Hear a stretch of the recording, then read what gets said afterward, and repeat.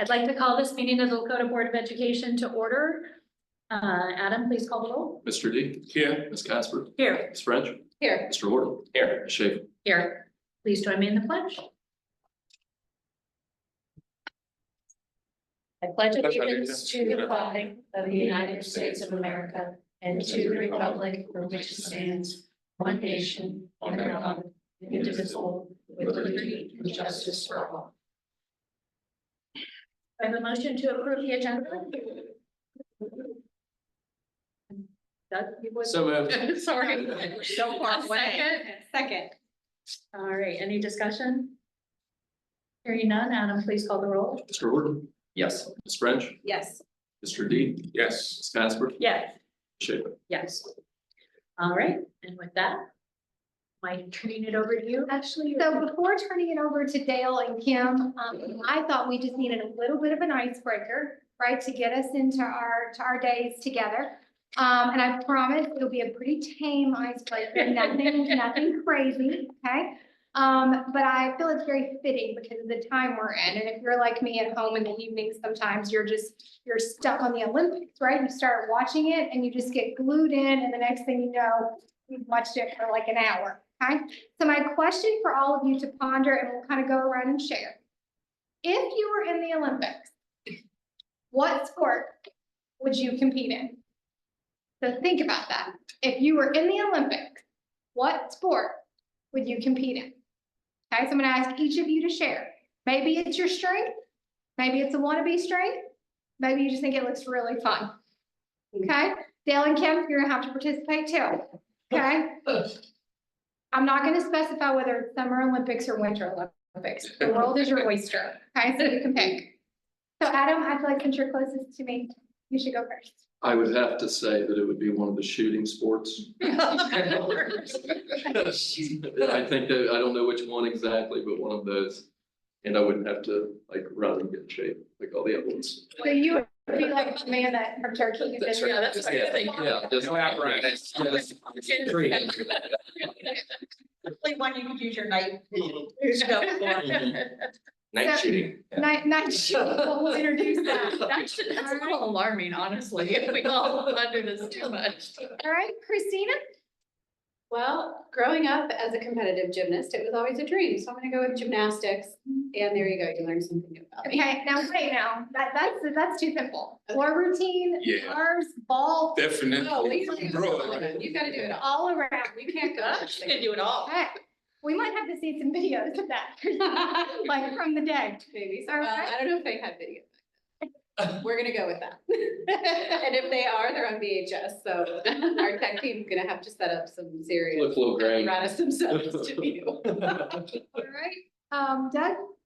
So similar themes, since when I was growing up, I did dressage and show jumping. So, and this year being in the gardens of the Palace de Versailles, like there's no better place you could ever compete in. So that would definitely be. I was looking at Martha Stewart's outfit the other day. I know. Well, I was just gonna stick with Martha Stewart. It was whether. It was her Snoop every day. He's in a different place every day. All right. Like I know, he daily, really he's is. wearing Snoop day. All right, Isaac. I love this sport, but I'm not very good at it. Triple jump is what I love because, yeah, you know what triple jump is? Yeah. Okay. They haven't That's- done it yet. Yeah, you jump, but instead of only how far you can go, I think there's one level one or two that you can skip. I mean, you cut your leg on the bed before you Yeah. land. So you're able to go the farthest, depending on how many in the middle also determine the scores that you get. Because I love putting so many things at the same time. Multitasking, right? Yeah. Julie? Yeah, I would say definitely not gymnastics. My daughter was a competitive gymnast, and the nerves and the, like, watching somebody flip upside down was not my gig. But I'm gonna go with swimming, not because it's a skill I have, but it's a skill I suppose I would have desired to have. And I love the team support, and it's kind of a team and individual piece. It's got both components with the relays, and they seem to have great camaraderie. So I would desire to be part of that team. Helen? I have zero athletic ability, So I'm going with one that I find interesting, and I don't even understand how it works, but I've been fascinated by the sensing foil thing. I don't know how you get points. I don't know. I don't know how we won a medal, but we did. But I think it looks fascinating. You've just got this like thing and then it beeps and you get a point and yeah. I just I want just want to stab people. I just want to say, that's it. With the little pointy sword. So It's very flexible. We've got stabbers and shooters. On both sides, you better watch out, Ashley. Yeah.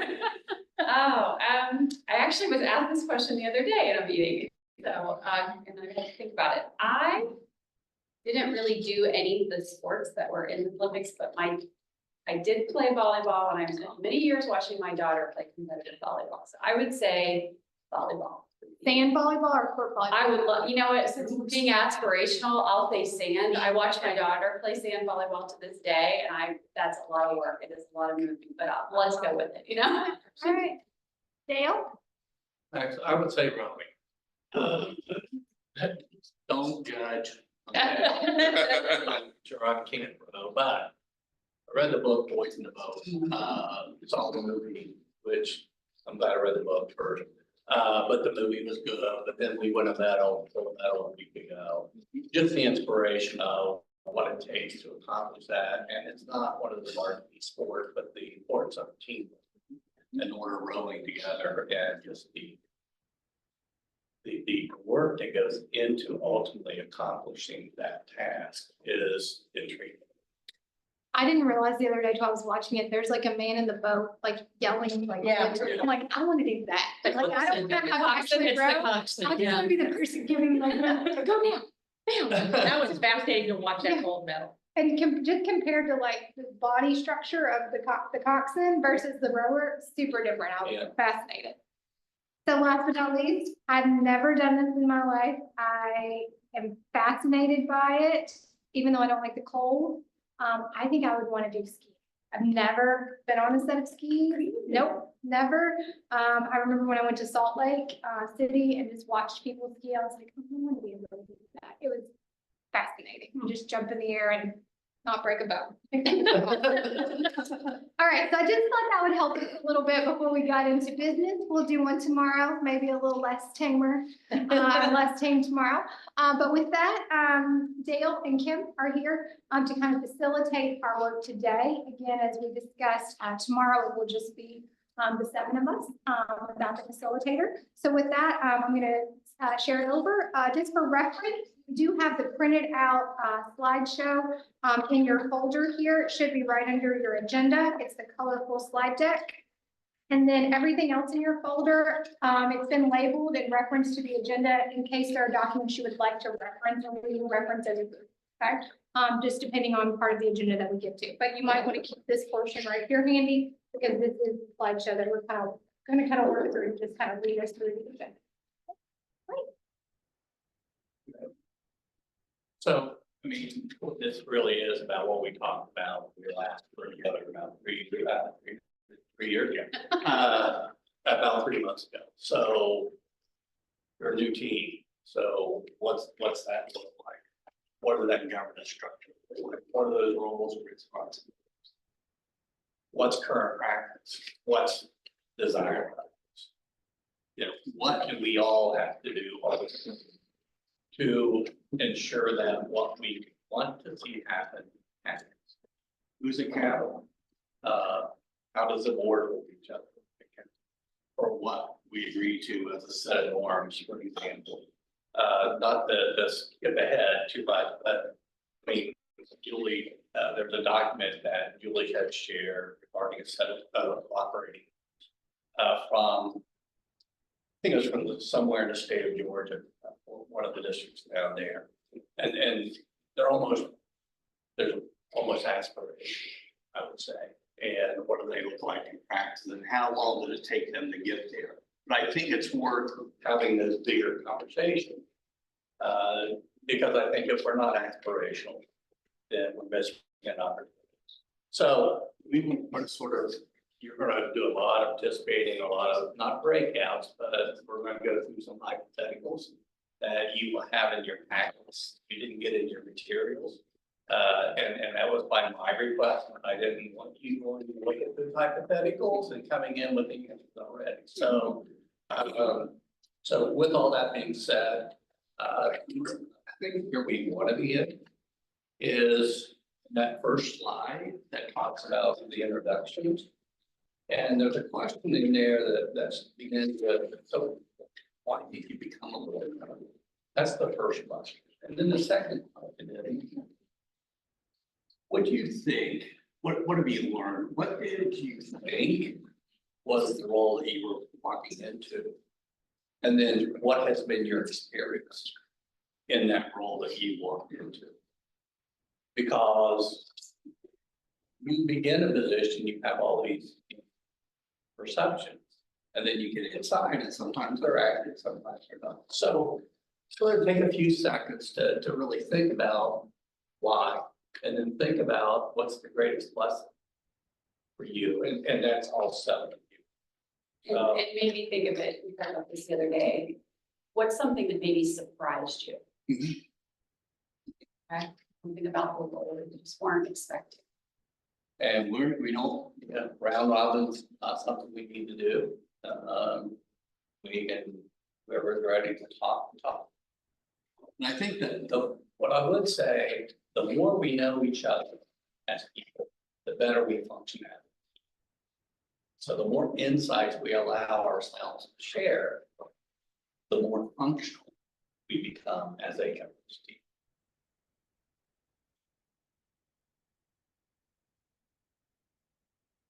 This is the audience. Anyone want to start? So, I mean, I'll start with saying I became a board member because a previous superintendent asked me to fill that role.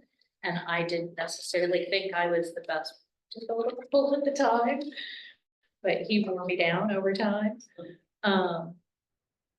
Because he thought, and I believe that it was my intention to do what was right for all kids, and that was my agenda. So that's why I ultimately did decide, despite many times, that this was something I could do.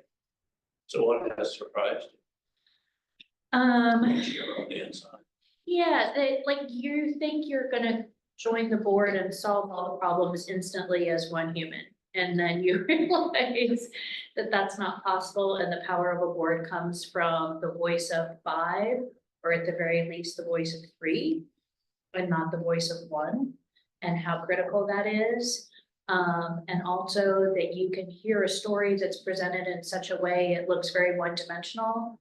But often when you hear more of that story, you find that that is a much more multifaceted story than it was presented to you initially. So you have to be careful with that initial reaction.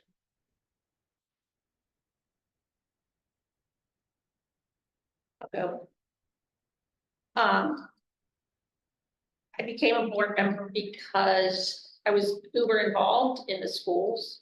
I was a product of public education. My mom was a public ed teacher. She said for years that you should run for the board. And I said, no, because like Julie, I didn't feel like I was qualified. But after my last child graduated, I had a lot of time on my hands. And so I thought my guiding principle, besides doing what's best for all kids, was that somebody stepped up to be on the board when my kids were going through school. And it was my turn to step up for future generations of students that were coming through Lakota to give them the same education experience that my child had. The greatest lesson I learned, or the biggest surprise, I think, is that no matter how much you think you know, you don't know anything about being a board member or how it functions or how the district runs. I was very involved, not only in schools, but in the district level. I was super involved. But once you take that oath and you sit behind that table, it's a whole different ballgame. And it's hard when I felt like the surprising or the lesson I learned how hard it is to now become one or become a board of 5. And, you know, people are like, well, why didn't you do that? Why don't you do this? This is what you think. And it's the power is in the collective. And I think that's the biggest thing to remember. Go. Go. Okay.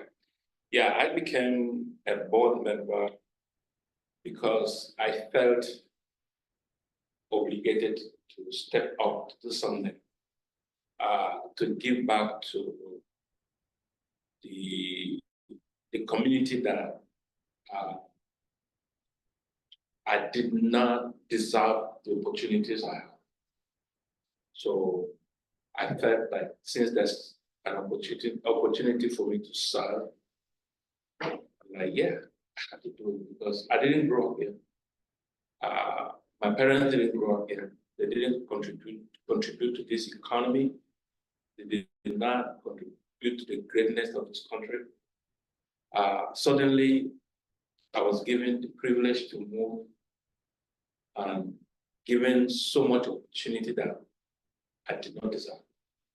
So I felt, I do that in other areas as well, but I felt like if I can serve and at least contribute my own part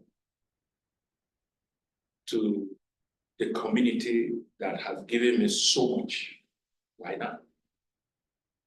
That's why I offer myself to serve, still serve.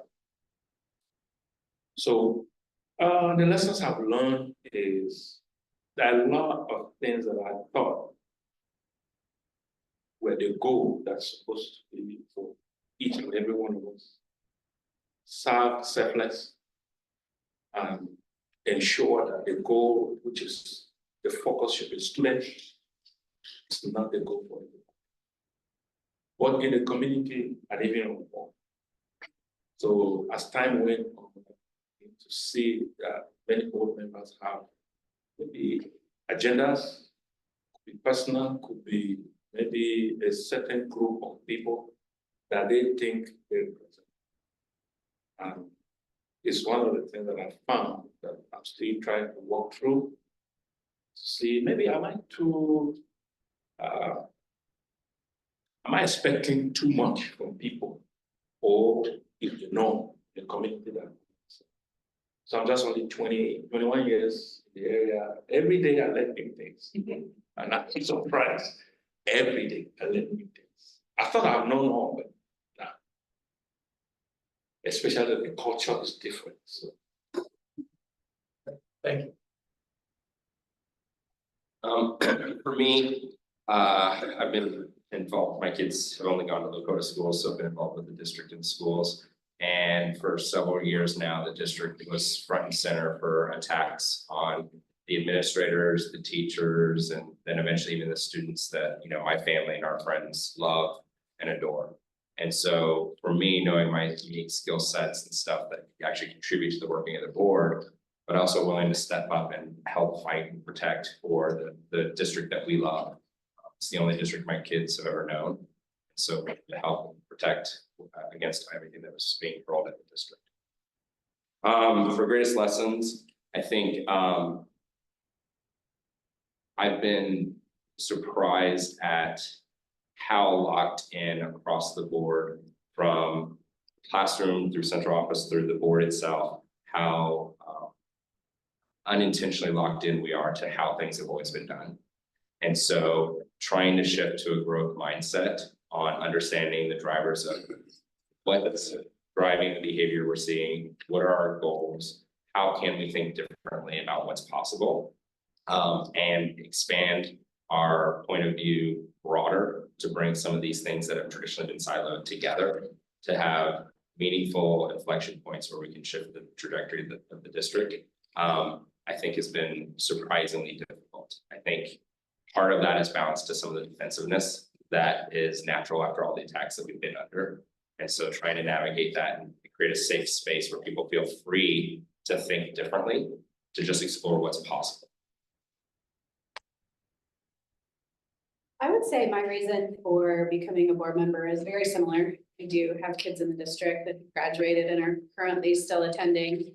But I really wanted to be a part of that positive turn. I really felt like I had a lot to offer from being an administrator in the district, being a teacher, having a background in education, that I felt like I had some insight that I can share with fellow board members, with community members. I have a partnership with a lot of staff members in the district and families in our neighborhood and surrounding from the schools that I worked in. So I really felt like we desperately needed to shift back to a kid-centered focus and a student-centered focus and what's best for our students and for our families in the district that really needed that. So I felt like I could contribute to that. So that's why I became a board member. I would say that now I've only been doing this for a couple months, so I know I have a lot of lessons to learn still over time. I would say in the last couple months, one of the things that is prevalent is I now carry a notebook with me everywhere I go because people stop you everywhere.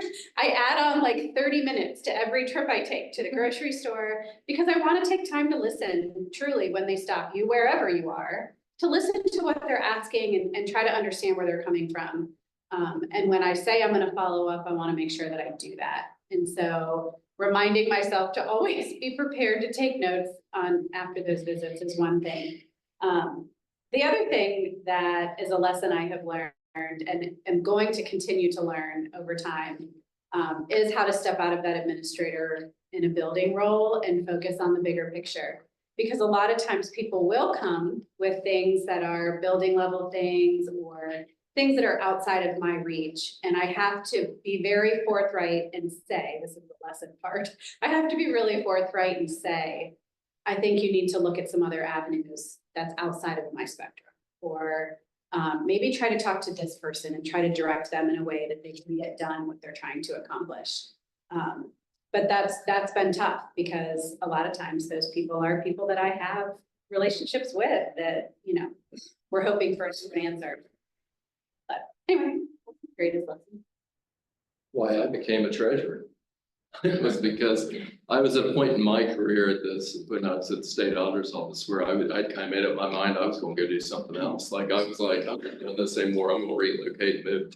And then I kind of lucked into this treasurer job, and then it surprised me how passionate I would become, how much I really enjoyed it, feeling like I could make a difference and help impact these kids. So now that I have little kids, it seems like it definitely hits a lot different. Greatest lesson I've learned is not to take anything personally.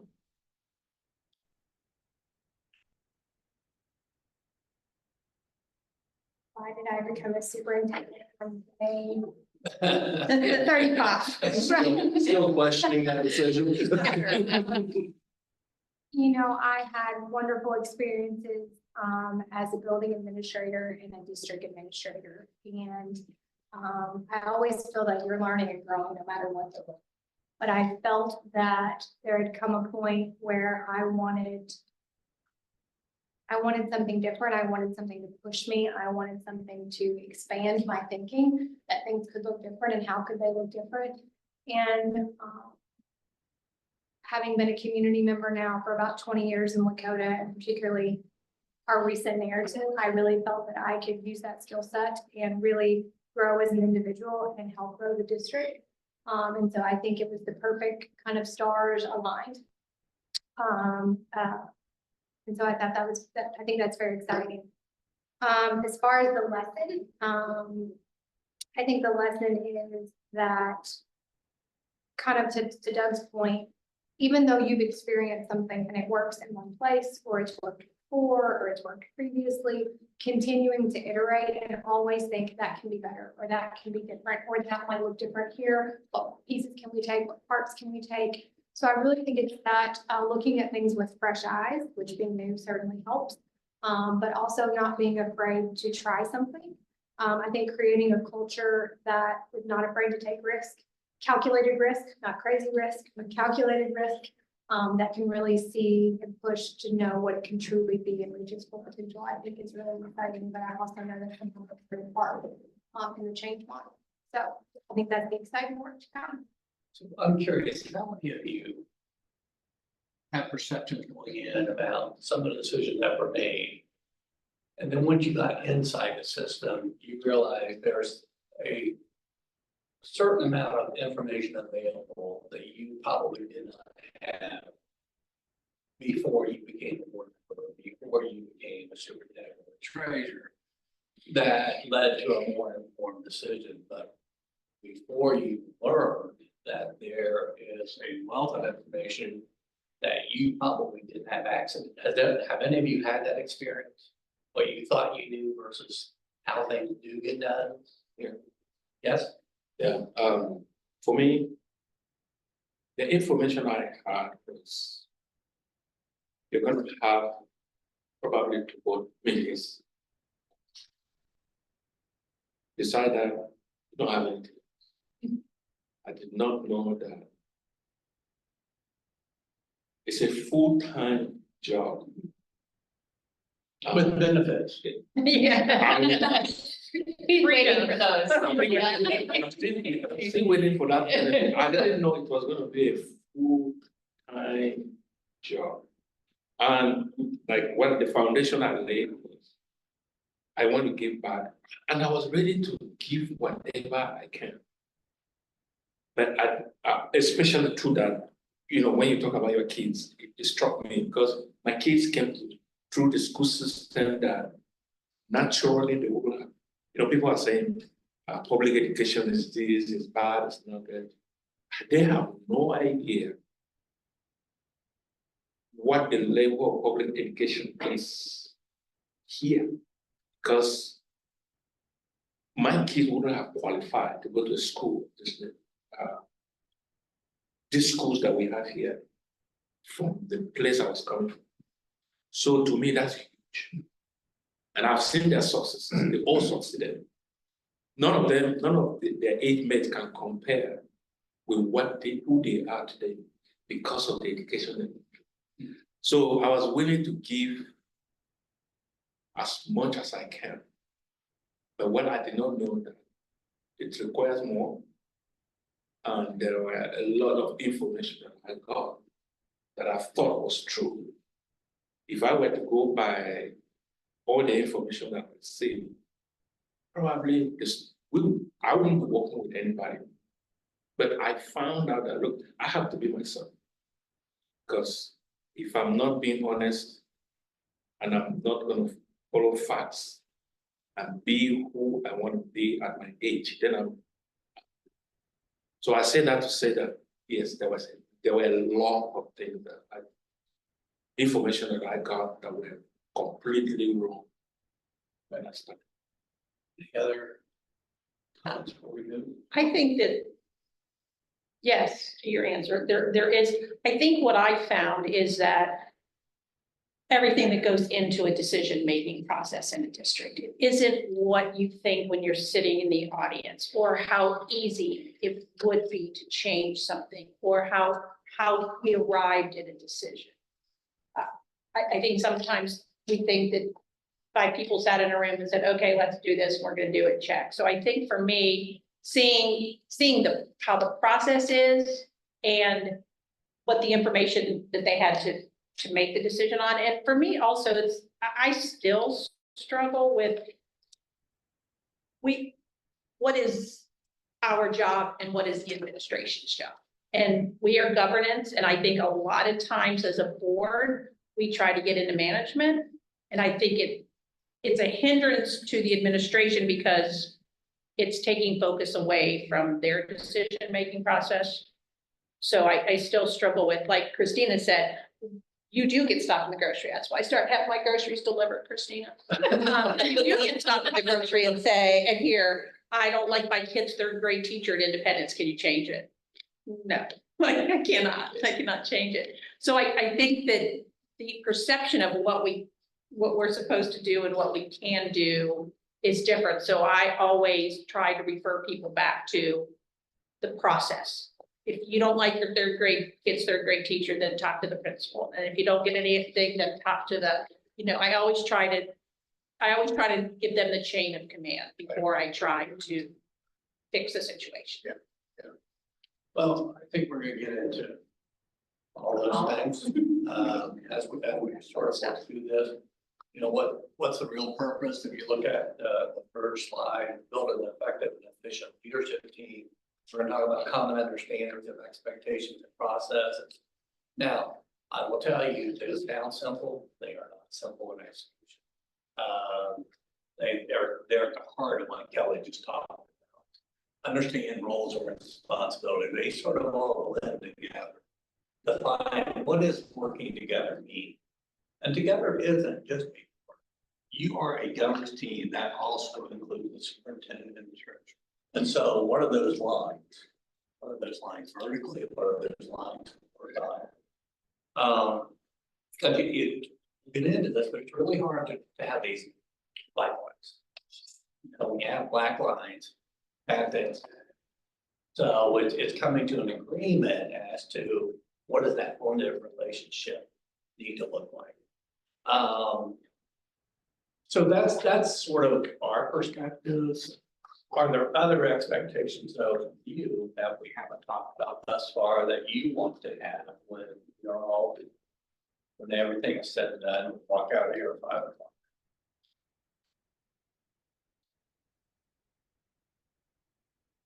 We talked a lot about this in the executive team and Friday when I met with the administration team.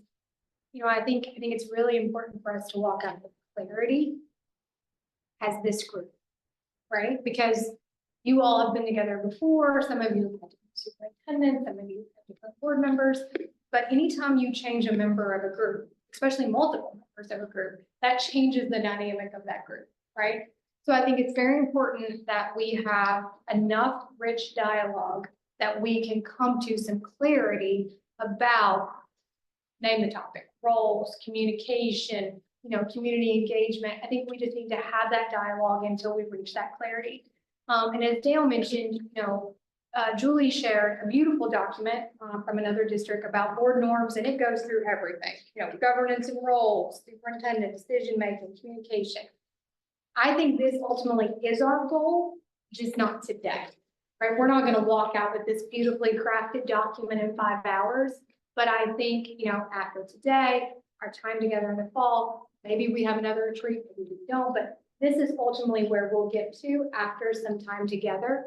But I think today's conversation is so critical in informing even the top 5 things or the top 10 things that we can agree to that start to create the nucleus of the document. So I would encourage us to, you know, have really rich dialogue. And if it's not clear what we're agreeing to kind of hold each other accountable to that, to say, hey, can I get some clarity there? Because I'm a little muddy. Because I think ultimately what we agree to is what we have to hold each other accountable to. And that might be new accountability for us. That might be tried and true accountability for us. But I just think that clarity coming out so that we all know how to work together will make sure that we're really effective as a group. And I had written a note on this slide that when you shared it with us earlier, in the email, that understanding our power as a body of 5, I thought would be a goal. Or a body of 7, I guess would even probably be a better way to phrase that. Because I think we have to recognize that the buck while we are governance and not management, the buck does ultimately stop with us. And we have to understand how our actions impact the entire organization, and the behavior we model impacts the organization. So it's that whole owning our own space and how it impacts everything below it. That sounds bad. You know what I'm trying to say. Right. I'll go with it. 20 square feet.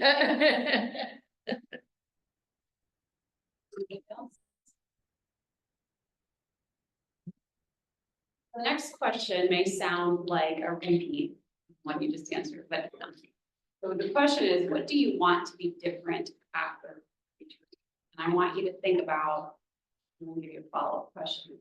And I really want you to keep this in your mind as we go through the afternoon, because we're going to come back to it at the end. So I'm not going to ask you to articulate an answer. And the question is, do you want to be a system of schools or a school system? And I get to give the great Dale McVeigh credit for that. I've quoted him on that many, many, many years, but it's a profound thought for the leaders and the governance team. Do you want to be a system of schools, or do you want to be a school system?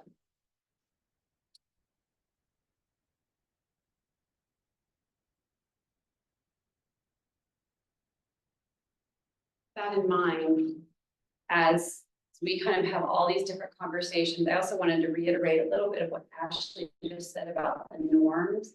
That is a great place to get to, but without this, you really can't do that effectively.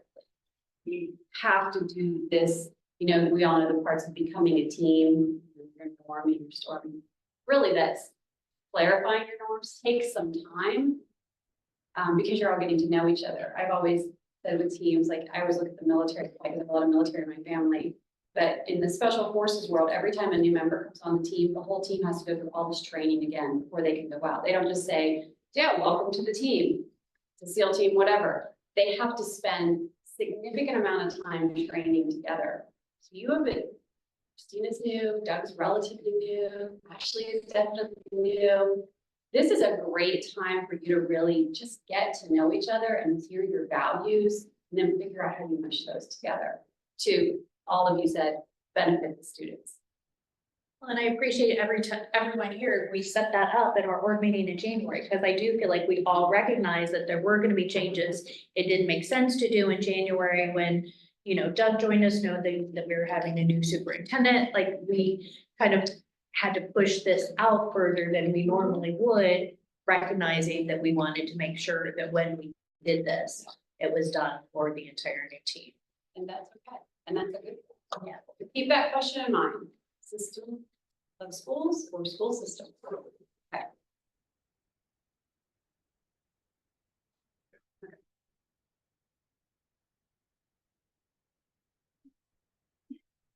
Okay, so look at, Hold on. sorry, so look at your hypothetical, handout that you have here. Hypotheticals will right underneath your presentation. Should be right there in the front. Because we wanted to start talking about what are those. And so hypothetical, it's gonna look like this. Everyone find it? Why not find it? So look at number. So an email comes to, I know you can read. Or you, or maybe you can read.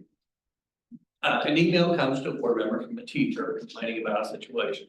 We know that happened. We've heard already in this room today that happens. Example, house student discipline, curricular issues, school supplies, etc. So what happens now? So I wanted to take this in two parts. What happens currently? What is current practice when that happens?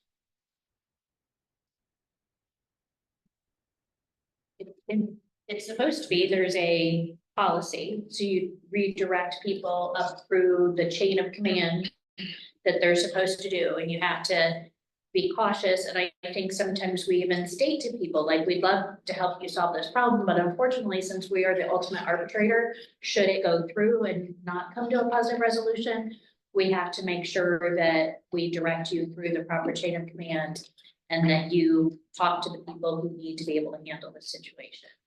I think also typically, if you're aware of a situation that then might be percolating up, it's also good to loop in the superintendent so they can be aware of that this is out there and somewhere in the process. So it's not a blindsiding should it erupt in the future. But I know, again, over time, I feel like that's what we attempt to do is kind of to simultaneously send the person through the proper chain, because if we don't follow our policies, how do we expect others to? And then secondarily, loop in those who are actually going to be able to solve the problem, or it might ultimately land on their desk. Would we say that we do that? Yeah, I can speak to you practically on that, because when I came on board, I think I can count close to 20 issues that were directly either via phone call or email requesting, you know, my child has this issue, blah, blah, blah. Yes. First thing I do is, yes, I'm a board member. I'm not an administrator. So I have sent, I remember how many issues I sent to Matt, how many I sent to Dr. Lally, because and I guarantee the parent, hey, I'm just a board. Go through this process and keep feeding me back. If there's anything at any point that I need to find out more clarification for you, I can do that, but that's not my job. My job is not to run the school district. The superintendent is there, that's where you go to, and I have had a lot of issues resolved that way. I think the first thing that comes to my mind in this question is advisor. I think when you have certain situations, you think about what is my role in this? How can I help you? And the first thing that comes to my mind is an advisor. You have a problem, you've come to me with your problem. How can I advise you to get your problem solved when you're not the one that can solve it, right?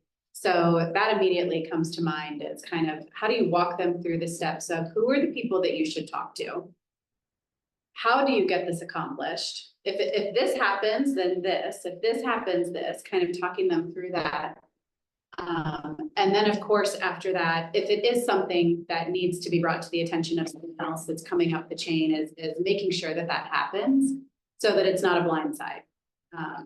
Whether that's the superintendent or the treasurer or a school administrator through the superintendent and treasurer, making sure that they have an awareness.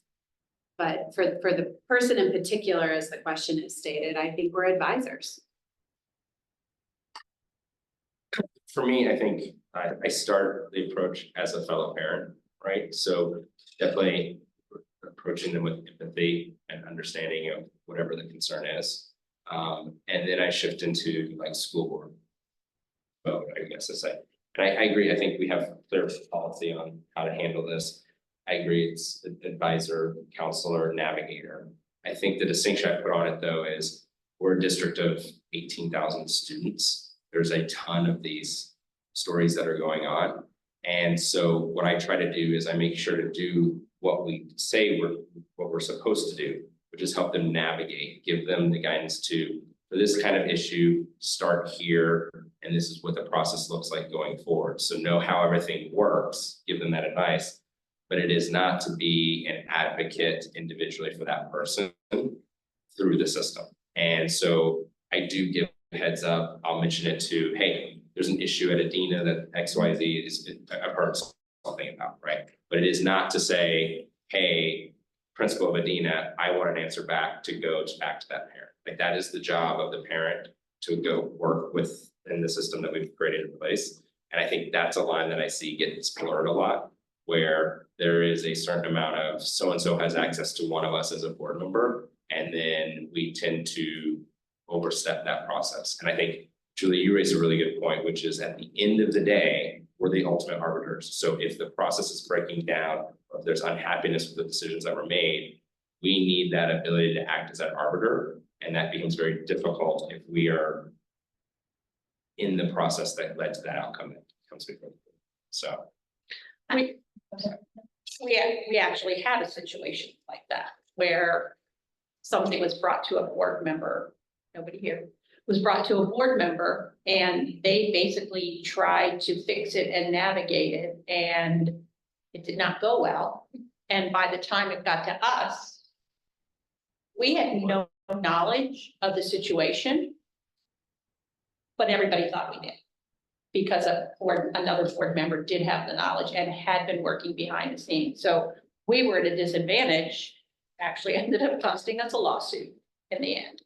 Because we didn't have the information at the time. We didn't all have the information at the same time. The same information. Yeah. And I would say that historically, we have not always done well in this realm. I would say this has historically been an issue for the board. But my perception, and perhaps that's wrong, is that has improved. And so I guess I would ask our administrators if they don't feel like it has, or they don't feel like that appropriateness is happening, that they hold us accountable and make sure that we are. Because I, from what I just heard and what I believe, I think that is certainly all of our goals and objectives, Right. to make sure that we do handle that process appropriately going forward. And that we make sure we were pretty tight on that because of the issues it has created and recognizing that. And again, it's a balance because we are elected by the public. Our job is to listen to the public. You certainly don't want to appear callous, but it's just that balance of you can be listening in an empathetic ear and understanding. But I really like that verbiage of being an advisor, because that's absolutely it. Some people were like, oh, you just do X, Y, and Z, and they're like, what? You know, so being able to help with just that, this is the person who handles it, and being the director can be a huge help to people. As long as then you're not the one who's, you know, I don't become Julie the cruise director where I'm trying to make it all work. Just having the right, like to Doug's point or Christina's point, we're a big district and everybody doesn't know how to navigate everything. You know, you can say do the process, but you really have to help them find out where the process is and point them in the right direction. So we can't just throw them out there and say, go through the process, because we do have to help them, because again, nobody, you know, they don't, and not everybody is deeply ensconced as we are in this work. I mean, a little sidebar that Doug and I had a story, we had a policy meeting on Friday, and I wrote up in the elevator, Ashley at the desk said, would you take this lady to the policy meeting? And I'm like, sure, I'd never met her. We're in the elevator and I just casual conversation. And I said, oh, so you really have a love of policy? And she goes, oh no, I'm here to speak to the board. This is a board meeting, right? And so she's like, I said, well, no, this is a committee meeting. And she's like, I don't know the process. I'd like to talk to the board. Can you tell me what the process is? And again, she was very nice. Thank me. Well, she didn't have to sit through a policy meeting, ended up leaving, but she didn't know what the process was to voice her concerns. So, I mean, we have to help them because we're big and that's our job. So also, Oh, go ahead. as another example that probably you might not be aware of is, we have had a situation where a board member wanted to even physically go to check out something by themselves in classes to see what if the information they're getting is true or not true. When the board member was advised that, hey, you see, you are in governance. You have to go through the process of letting the administrators do their job and then give you a feedback because they work for you. Then, I mean, they work for the board as a group. So if you're still not happy with it, you're going to work with your colleagues as board and say, this is what I had, this is what I went through, and I want us to talk about it. Because you alone cannot stand up and insist that whether what you got is satisfactory or not. It takes 5 people to agree whether it was satisfactory or not satisfactory. So that is one that I know everybody knows. There could still be others that is still out there. We need to find out why we're getting this information. How did this information come, not the process where we need it to come. So it's still possible that we need to work on some of those that might still be out there. I think, you know, sometimes you get a question as a board member or administrative team member, and it's very, very specific to one child or one specific situation, right? And that's really, you can navigate that person to the right school building or the principal or the teacher. But sometimes we get more collective questions, right? So I'm looking at this and thinking, does everyone need to know, right? So I think when we get a question that's more universal in nature, not so specific to one student, or get a question that's like, should probably loop the superintendent or the treasurer in on that. I think it's really important that when we answer that question, that everybody gets that response. So everybody gets the same information, even though the question might have come to Doug, or it might have come to Isaac. If it is truly a universal question, then we all need to get that answer, because the likelihood is another person's going to get that question. Or it's like the kid, you know, when a kid raises his hand as a teacher, we often say, you have that question, somebody else has that question, right? Like, you know, schedules, there's a scheduling problem. We need to know that, and you all 5 need to know the answer to that, so that as questions come, you go, oh, yeah, we actually covered that. Like last week, we got the same question. So I think just making sure that as we get those answers to those questions, that our administrative team, Adam and I, we share that out to all 5 rather than 1 to keep everybody in the loop, helps create confusion. I also think it makes there seem like a sense of team, that we're all on the same page, and that everybody's receiving the same information that they can advise people with appropriately. Well, and if I can add, we've also had historical issues which caused us to change our policy where you did have individual board members who were asking so many questions and the rest of the board didn't even know what a time drain that was on both, of our administrators as well as the rest of the administrative team. So I think looping everyone in on the answers, another way is to kind of self-police ourselves to say they've got a lot to accomplish without us they're spending one of their 5 work days a week on specific board member issues and not board directives as a whole. I think knowing what the right answer is versus practicing what the right answer is challenging in a large system.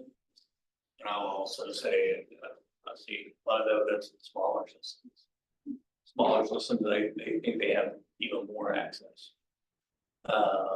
Which creates another dynamic, if you will. But I guess the question is there a need to establish new norms, new practices? Or do you believe as a board, this works for the governance team with current practice? Because that's one of the things I heard you say was it gets a little bit messy.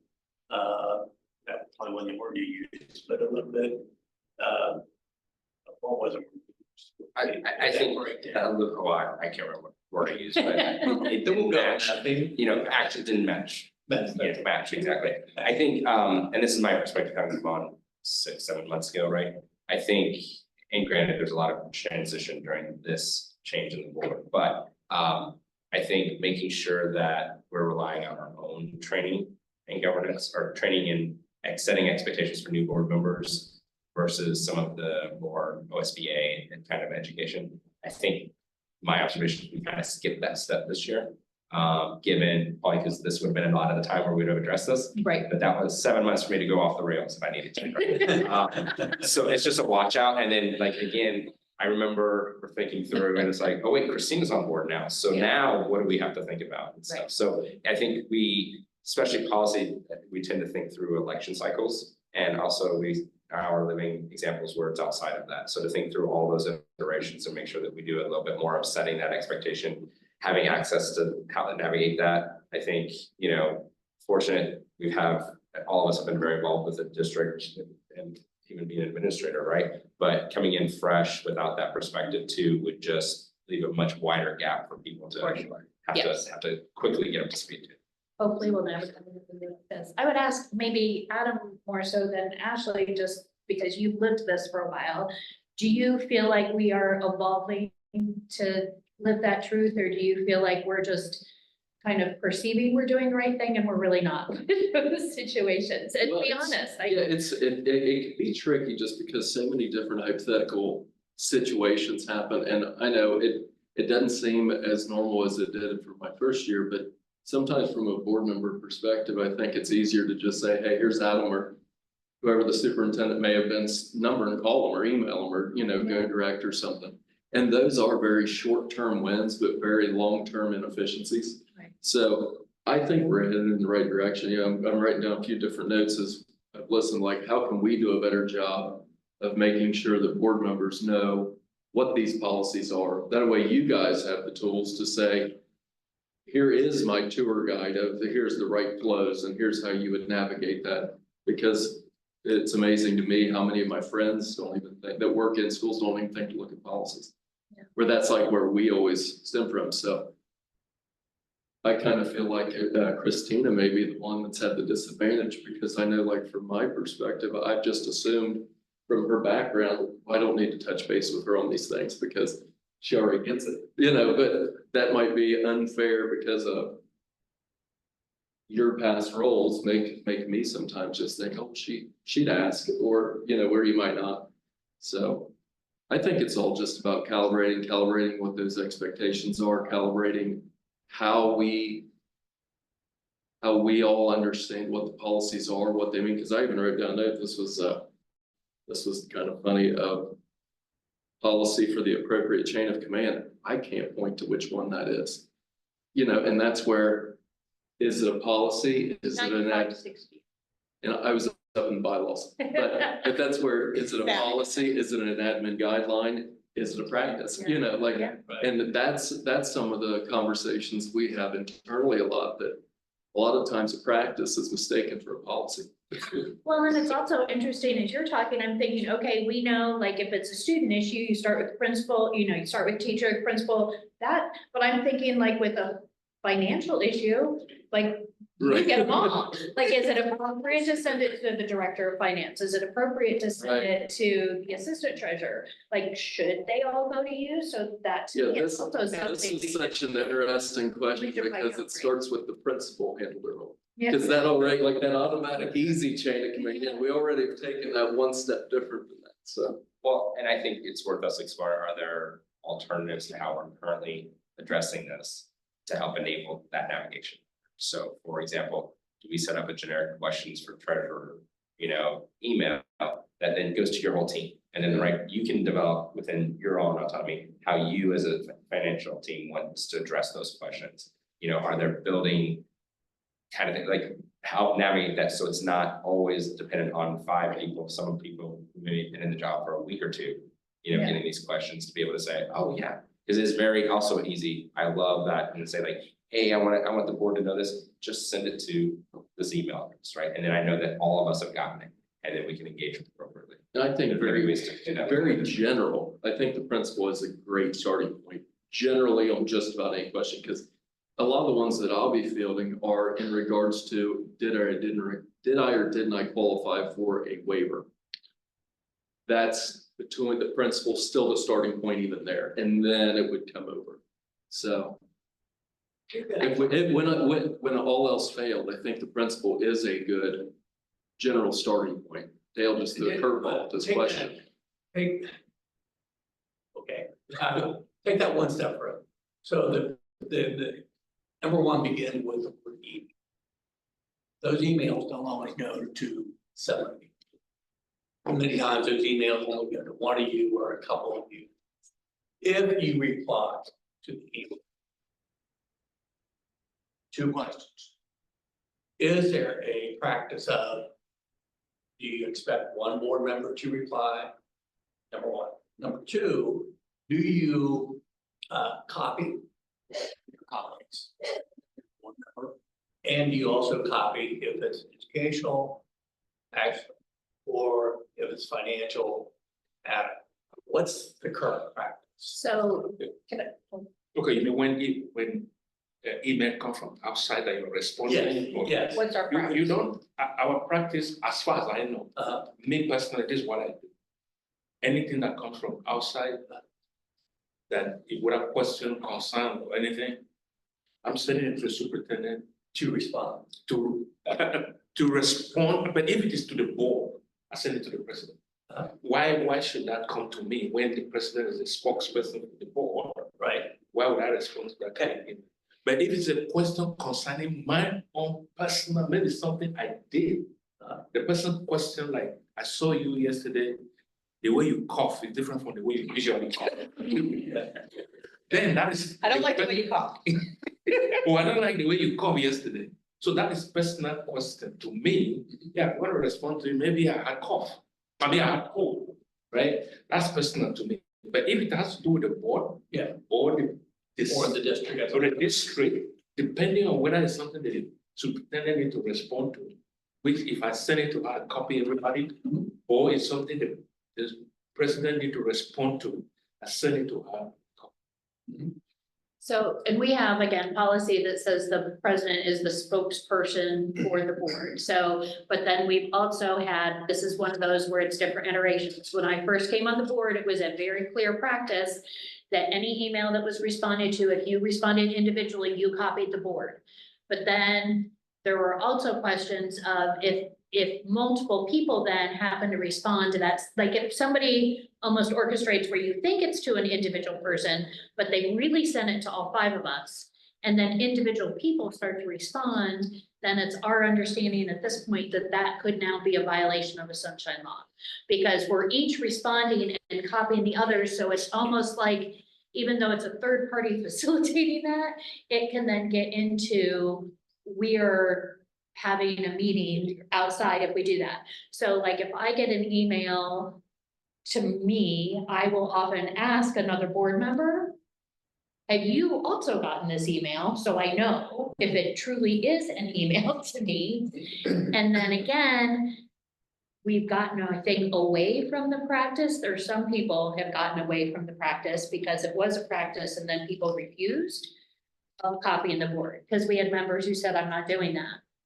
And as I was taught when I joined the board, that puts the president at a disadvantage because you as the president absolutely have to copy everyone. So if everyone else is allowed sort of a one-off and you're not, that I think is a very important practice that if people are not doing, I would love to see us get back to and make sure that we're doing it, but in a way that doesn't put us at risk of having any violation of sunshine laws.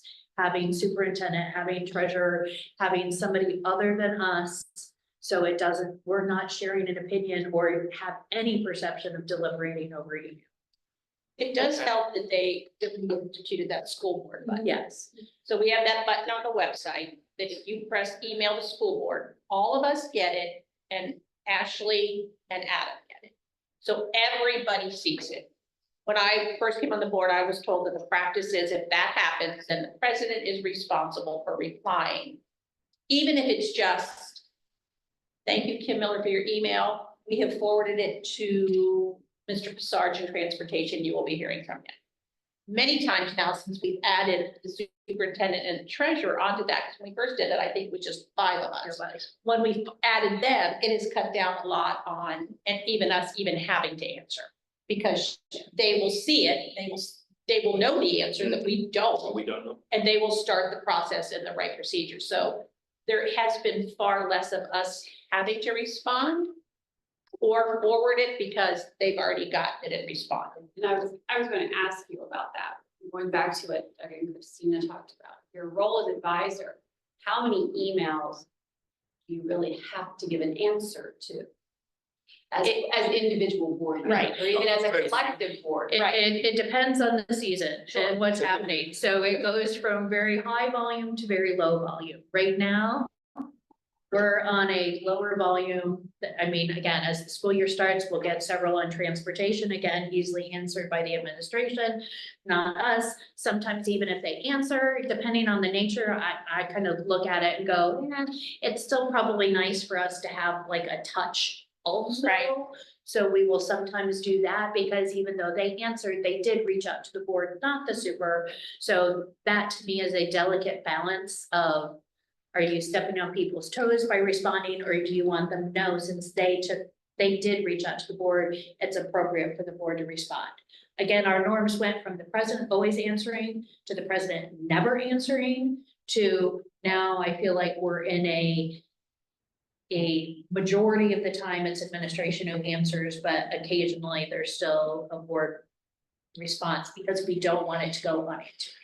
No, we don't want them to think the board isn't listening, because up until very recently, people didn't know that it went to the superintendent and the treasurer. They thought it just went to the board. So there was an instance where someone was upset because Dr. Lally answered and she was like, I sent this to the board, not the superintendent. And so now I think we put it on the website that the email goes to the 5 of us and the 2 of them so that they know. Because sometimes they want board. They want an answer from the board, even if it is just a thank you for your email. Dr. Whiteley has, as Dr. Whiteley said in her email, she has forwarded this to Mr. Passarge in transportation and he will be following up. Do you feel there's a need to reset what? I'm sorry. is consistent practice? Because I've heard, a couple of different things. I think that's a good point for this, like, I didn't realize that and superintendent treasurer been added to that, not that it's a problem, but I always thought that because of the nature of that being a school board, then the board president would typically hand off and say, okay, treasurer answer this or superintendent answer that for these reasons. Then everybody else is kind of in the loop and the person could then say, no, I want you to answer. Usually didn't happen, but it would allow for that then, because we got through a point, knock on wood, it hadn't happened in a while. But we got through a point where there was one day where we probably had almost 1,000 emails hit the inbox because of a flood happening. That petition didn't. Yeah, and when things like that happen, then because we're doing so many other things, then we'll almost check out on that. And that's where it's very supportive on the board president side to say, treasurer will handle this. And I go, okay, now I'm back. Now, I don't have to just put these into a junk folder type thing. This is what my take would be with that. I remember when we had the moment there was that petition, it was a unique situation. However, this is what I look at it. If an email comes to the board and the question is something the superintendent need to respond to, even though it was sent to the board, as the superintendent is responding to that, he or she should make it clear that this question comes to the board, but I am the one that has the response to this. So I'm responding to it on behalf. Because if it is something that needed maybe immediate response and the president is not readily available and did not see it, maybe a child is stuck somewhere and they need to pick the child out or something, transportation. So the superintendent need to take action right away, but the email went to the board. So I don't expect that at that time, the superintendent should expect that the president should tell her to respond to that. But when she is responding to it now, that's not widely now. It's indicate that, hey, this email came to the board. However, it's something that I have to take care of right now. So I'm responding on behalf of the board. So that whoever is receiving the email knows that it's not that the president is ignoring or the board is ignoring the email, but it's because it's something she has to do right away. I So feel that like- makes it clear and easier. Is that a So question? Like, do you So I think. still want to be on the email chain? Because Yeah. I forget why we added the superintendent and the treasurer. So I think hearing this conversation, like when I hear it, it would be, let's kind of start granular and go big, okay? So if you as a board member get an individual email and you answer it, I think I'm hearing because we would all want to be in the loop, we would copy everybody in, right? Yes, it goes to Christina, but Christina is going to say, hey, I'm sending your question to, Dr. Wiley and Mr. Zink, right? And you would copy everybody so that everybody at least knows we got the question, right? And then one of us would respond accordingly. If I get that question and respond, I will copy everybody. So everybody's in the loop, right? So basically if the question gets answered, everybody will have that answer. So the board email, I am accustomed to, and I think it would be appropriate, kind of like what Isaac said. If it is a definitely my jurisdiction, Adam's jurisdiction question, we will answer that and say, thank you for reaching out to the board. I'll help answer your question, and you all have that response and we know it, okay? However, also to Julie's point, sometimes particularly in personnel items, right? They want to hear from board members. So in that regard, I think if we get a question like that, right? I think what would happen is I would probably Julie, or I would call whoever it came to, we would talk it through, and then the board president could respond appropriately to that email after we have fact checked and made sure we're all on the same page.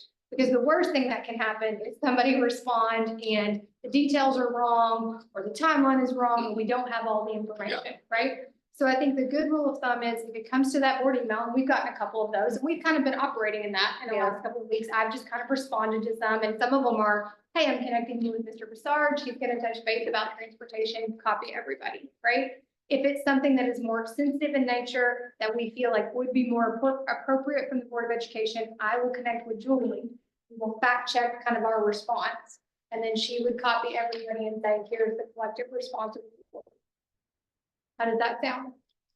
I think the point that I want to raise is the guidance on sunshine law violations, right?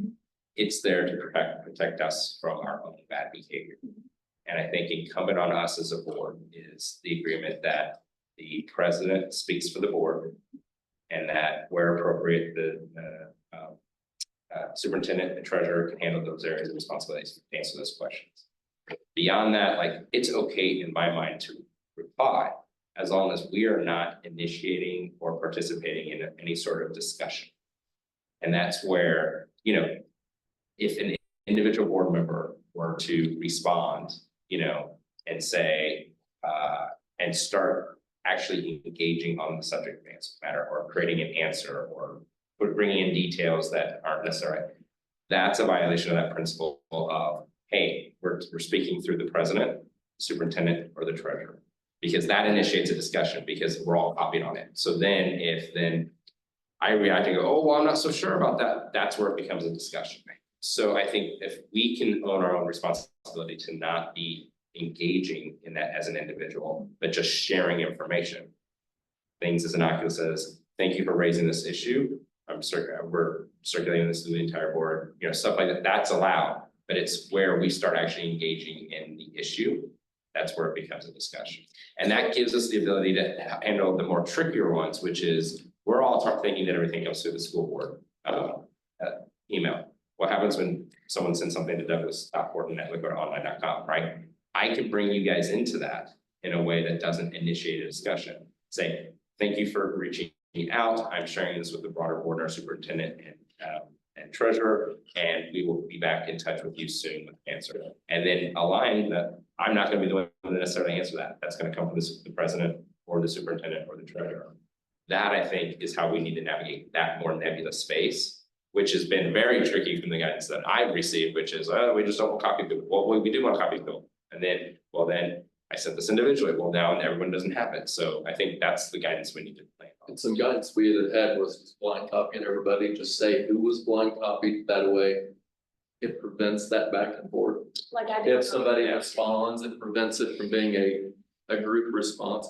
But I'm kind of hearing another thing too, that maybe we could do a good job of, we've done this with public records, maybe we can do a good job with an auto response back that would say something along the lines of, we've received your response and something back within 48 hours. It's something that a lot of time, well, on my side, a lot of times where we get the problems is the expectations of all of a sudden we responded within 15 minutes. Now the next time we didn't respond for 2 hours and everybody's thinking that there might have been a problem of some sort when there really isn't. Yeah, to me, I don't find auto responses that valuable because I'm like, did they really? Because it's just the computer. Has anybody ever seen it?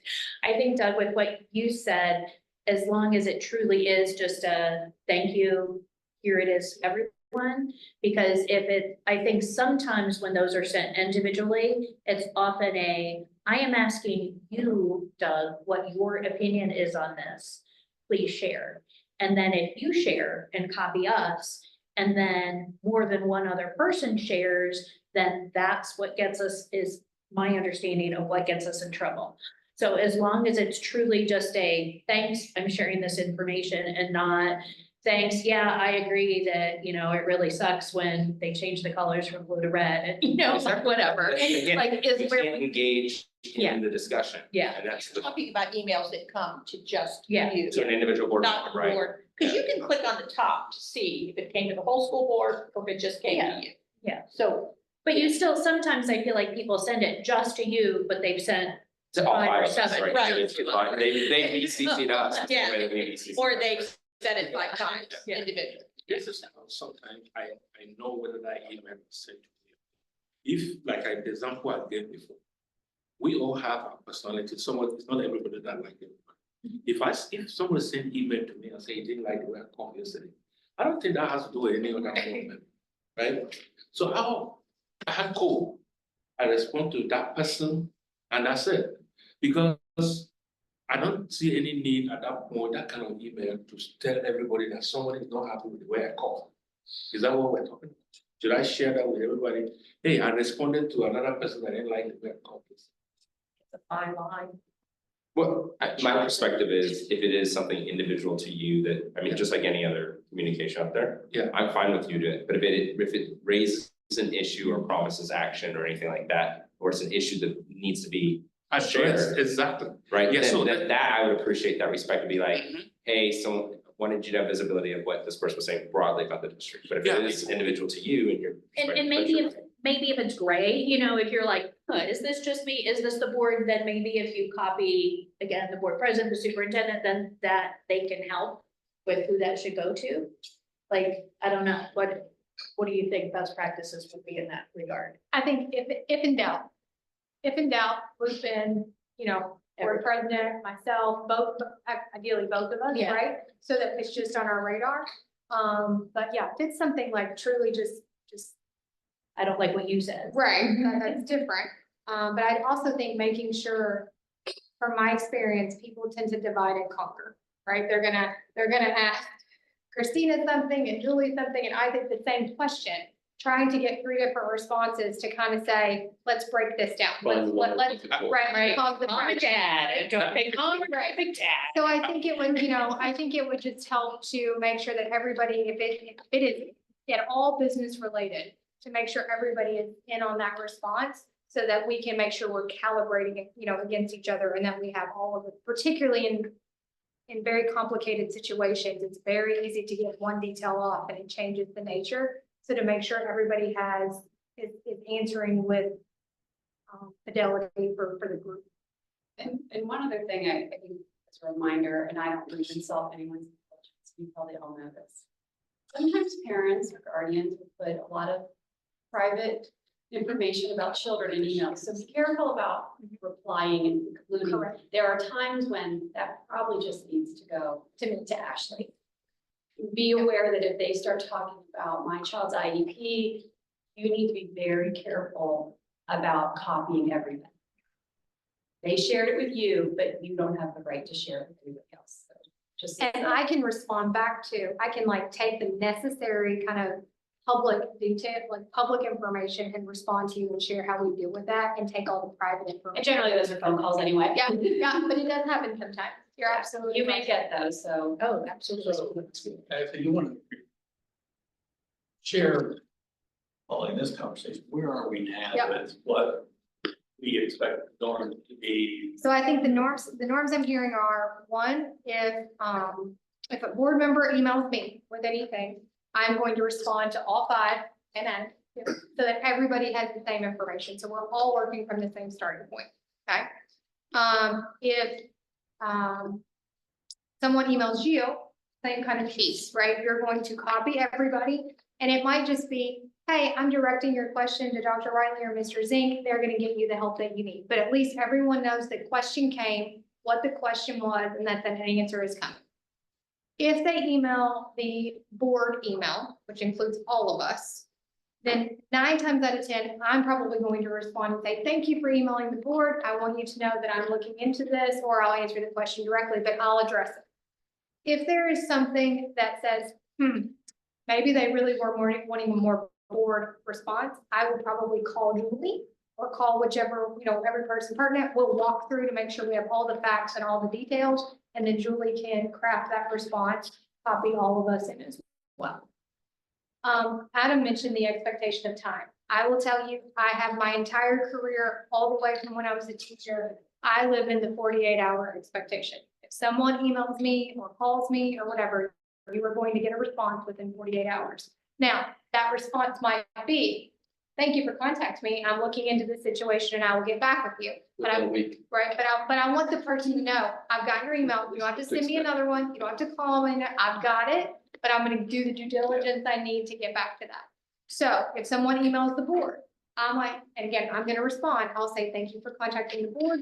We're looking into the details of that, and I will be in touch with you, or Mr. Pissarge will be in touch with you, or Mr. Wesley will be in touch with you, so that they know that it's been addressed. Because I think the worst thing is to leave it hanging out there, and then people think, uh-oh, what's happening to it? And then they start to go to individuals versus they know it's being addressed. Maybe that's an opportunity on our website where there is that button to say, you can expect some sort of, it may not be resolution, but some sort of We can add response that. within 48 hours, just so we set expectations up front. So is that something we can all agree upon? What? Absolutely, what I believe should be. Yeah. Yeah. And I'm taking notes, because like I said, Right. eventually we're working towards the nucleus of this document, right, that we can build. Which again, I can share that with people. This was just a board norms Yeah, that. and there's variety on the internet. Yeah, there's a ton of board norms that are out there. It's something when I first joined the board, we talked about doing. It's been something We've talked about doing for since years. I joined the board. It's something that I have desired to do that has not been, it's not always been well received by everyone. So I would look forward to having more board norms. So it was just a sample. It wasn't, it was like, wow, they seem to have a lot of good stuff and clear and concise that, again, working towards. We've had a couple facilitated sessions years ago, but we could not come to consensus on what was appropriate.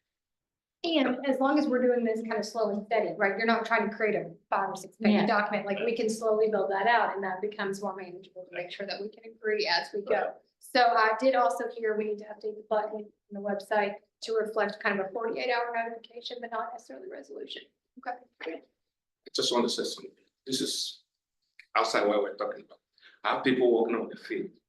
And I tried as much as possible to take the whole day off. I did not. So from time to time, they'll see me respond to some things because I have people on the field. I apologize.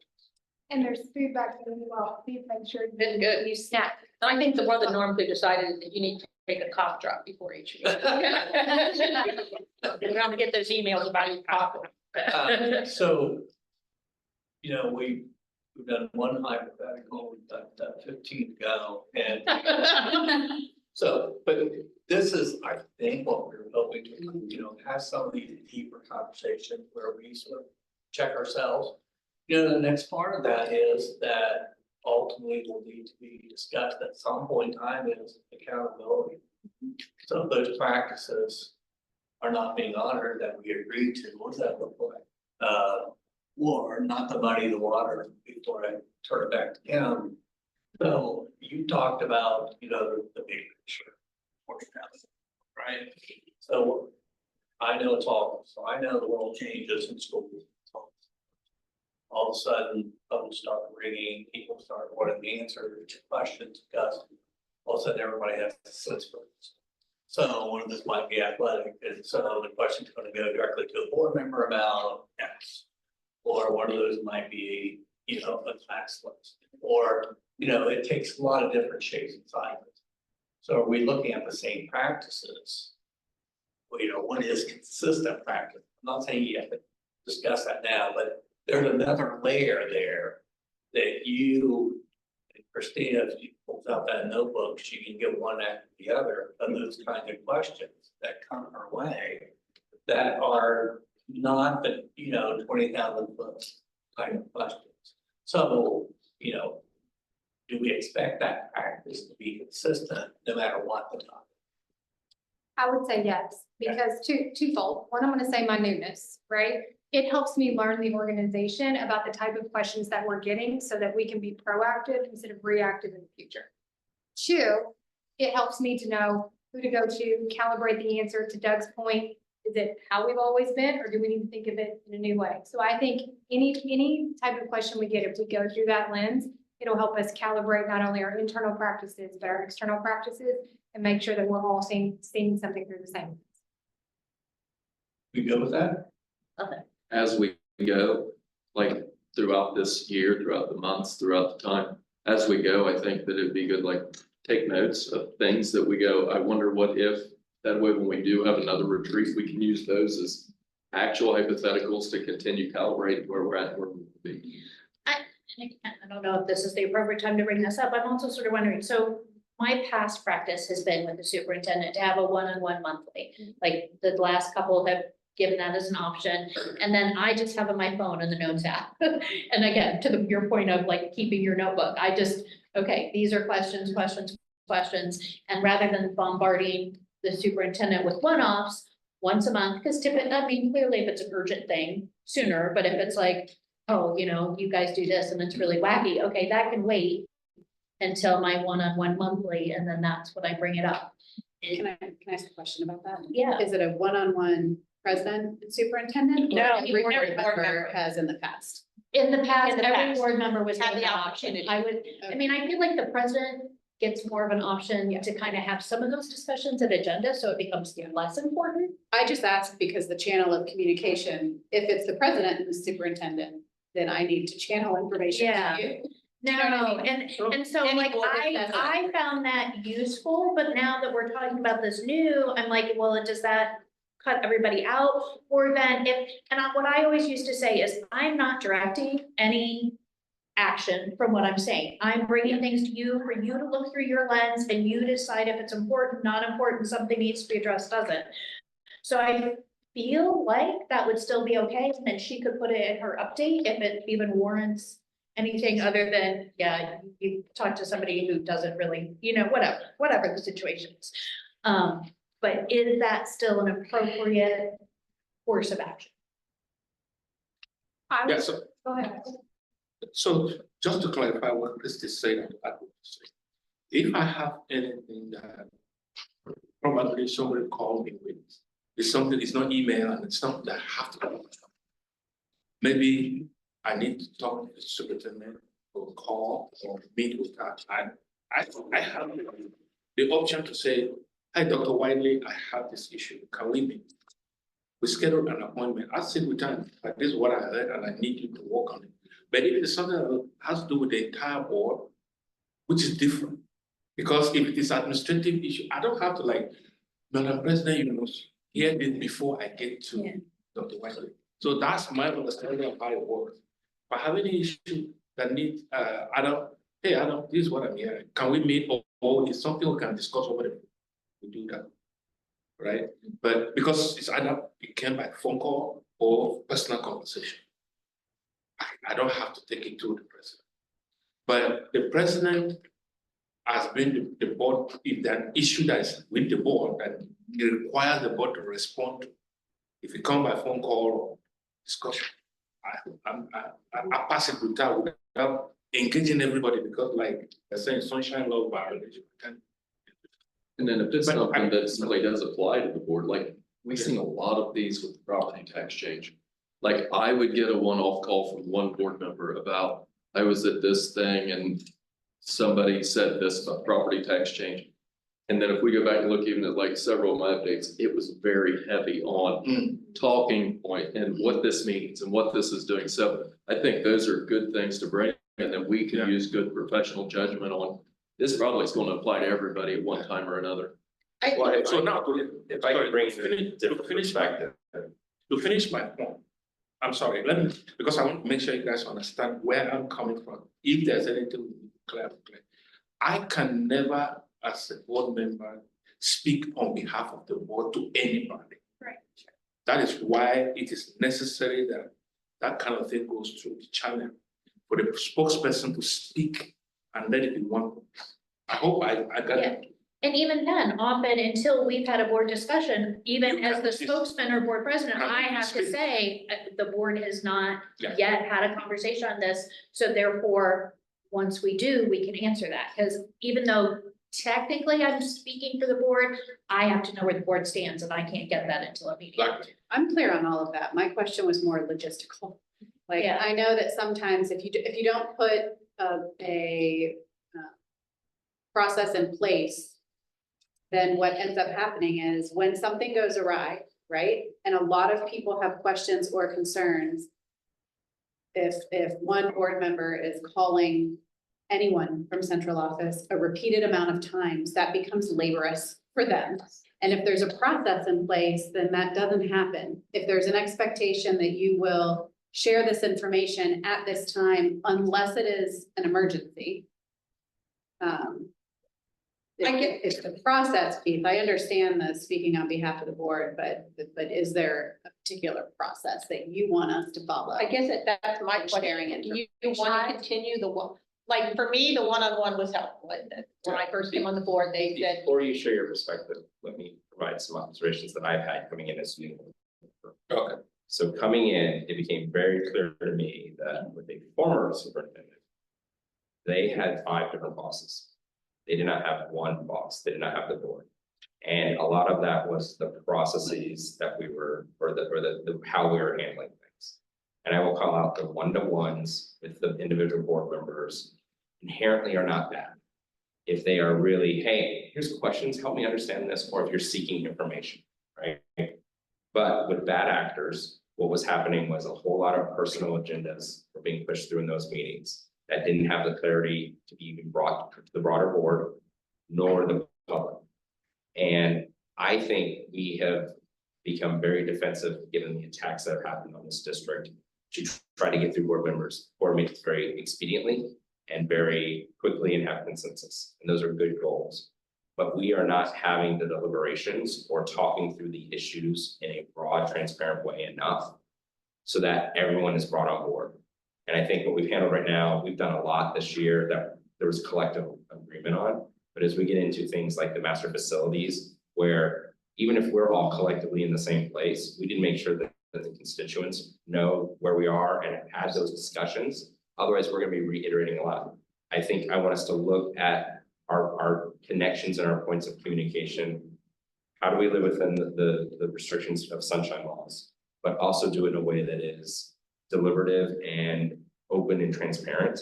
Because that's where it became very quickly clear to me that when I was having a one-on-one with the superintendent, there was 4 other one-on-ones happening, and the conversations I had were different than the conversations being had in other ones, and the asks to that individual were very different. And then we would all come together, and that person was trying to navigate 5 bosses.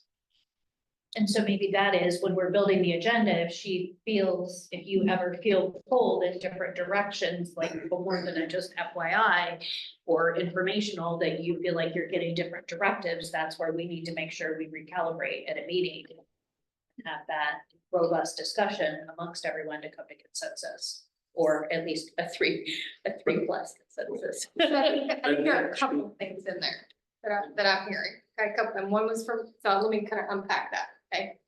So one, now after this agenda, you'll get an email from me with a couple of things, right? Asking about your communication preference, right? Some of you like meetings, some of you prefer phone calls. Some of you are like, hey, I want that in writing so I can go back and marinate in that. So you'll get that, right? So whatever your preference is, we can certainly do that. Meetings, phone calls, whatever it may be.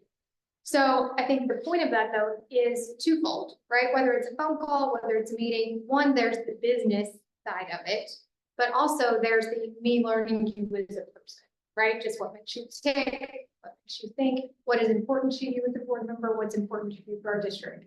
However, I think to Doug's point, bringing that back, when you hear something that you go, that's a collective, right? I think addressing that in a couple of ways, and this goes into my kind of second tier. One is putting that on my weekly update of like, hey, I got this really great question in an individual meeting, and it was about, hey, can you explain the negotiation process to me? Maybe we all need a refresher. Or, hey, scheduling came up today. Can you give me a quick overview? So I think it's twofold. Making sure that when you hear something that you think is good for the collective to reiterate, to make sure I share that out, whether that's a weekly update, whether that's a board update that we have, to make sure it's not one-on-one agendas, right? The other piece of that, and I will tell you when I came in, it caused me to pause. I asked this question, I think, to Adam. I am more accustomed to those robust discussions of transparency that the public sees in planning meetings. I certainly understand as a board how we got here, that meetings are more business oriented. Completely understand that.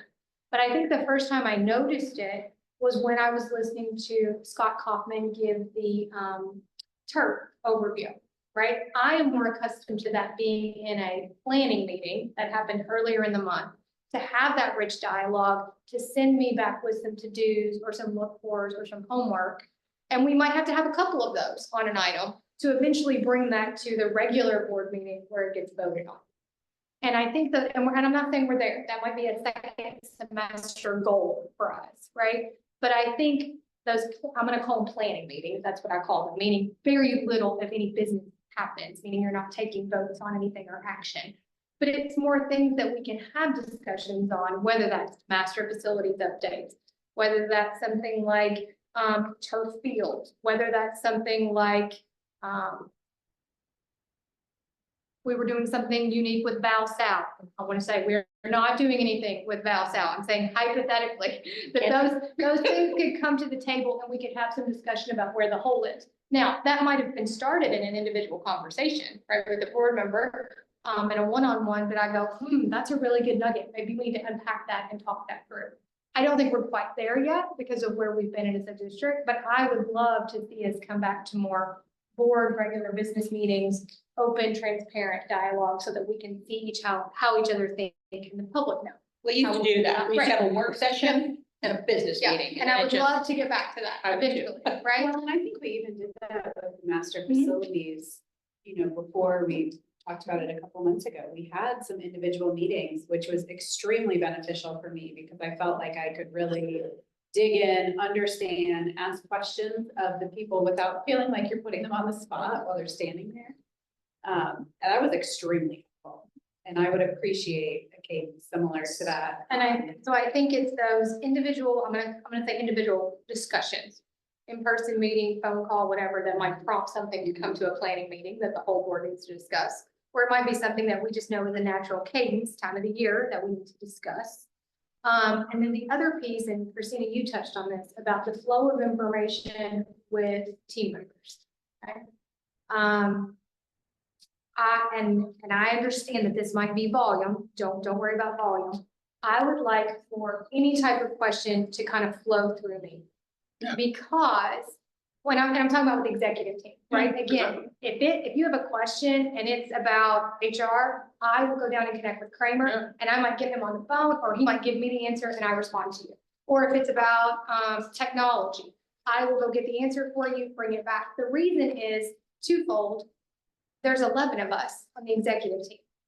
If you call 11 team members, there's a strong likelihood you might get 11 different answers, right? Versus if you say, hey, Ashley, I've got a question. I'll get with the team member and either get them on the phone together, or they'll give me the answer and I'll circle back with you. I think we've all played the telephone game, right? Like in school where like you filter it through people and the information changes.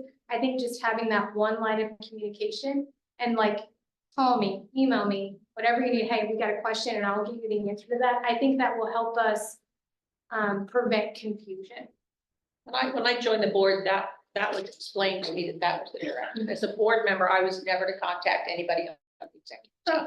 I was to go to the superintendent and give them the question, or for lack of a better way to say to the superintendent, hey, okay, if I reach out to curriculum and ask this question. Or copy it. Like I've been on, again, different iterations, so I don't know if you'd be comfortable with this. If you have a specific question for a specific team member, just as long as the superintendent was copied. Is that okay, or would you rather just go to you and not copy the person? I think, Or vice versa. and I think copying me is fine, because Okay. what I would then educate our executive team member is, listen, pause for a second, don't respond. Let's calibrate to make sure we're on the same page, right? The reason that, and that way, when you get a response from that person, you know we both touch base on it, and you're getting a collective answer, not a single person answer, right? So if you get something from Rob Vogelman, you know that Rob Vogelman and Ashley have talked about it, and it is a collective response. So do ask the question to the exec team. I would, if you ask something to a specific individual, copy me, and I will make sure the executive team knows before you respond, we all touch base on it. What's it? Wouldn't it be easier just to send it to you and not copy? Can I am very comfortable with that. Okay. Let me say one. I'm even surprised to hear that any of us superintendent ever felt like he's working for 5 people. Because it's a surprise for me to hear. If I ever talk to a superintendent that did not come through that's why we have officials, right? We have president, we have vice president. If I have to communicate with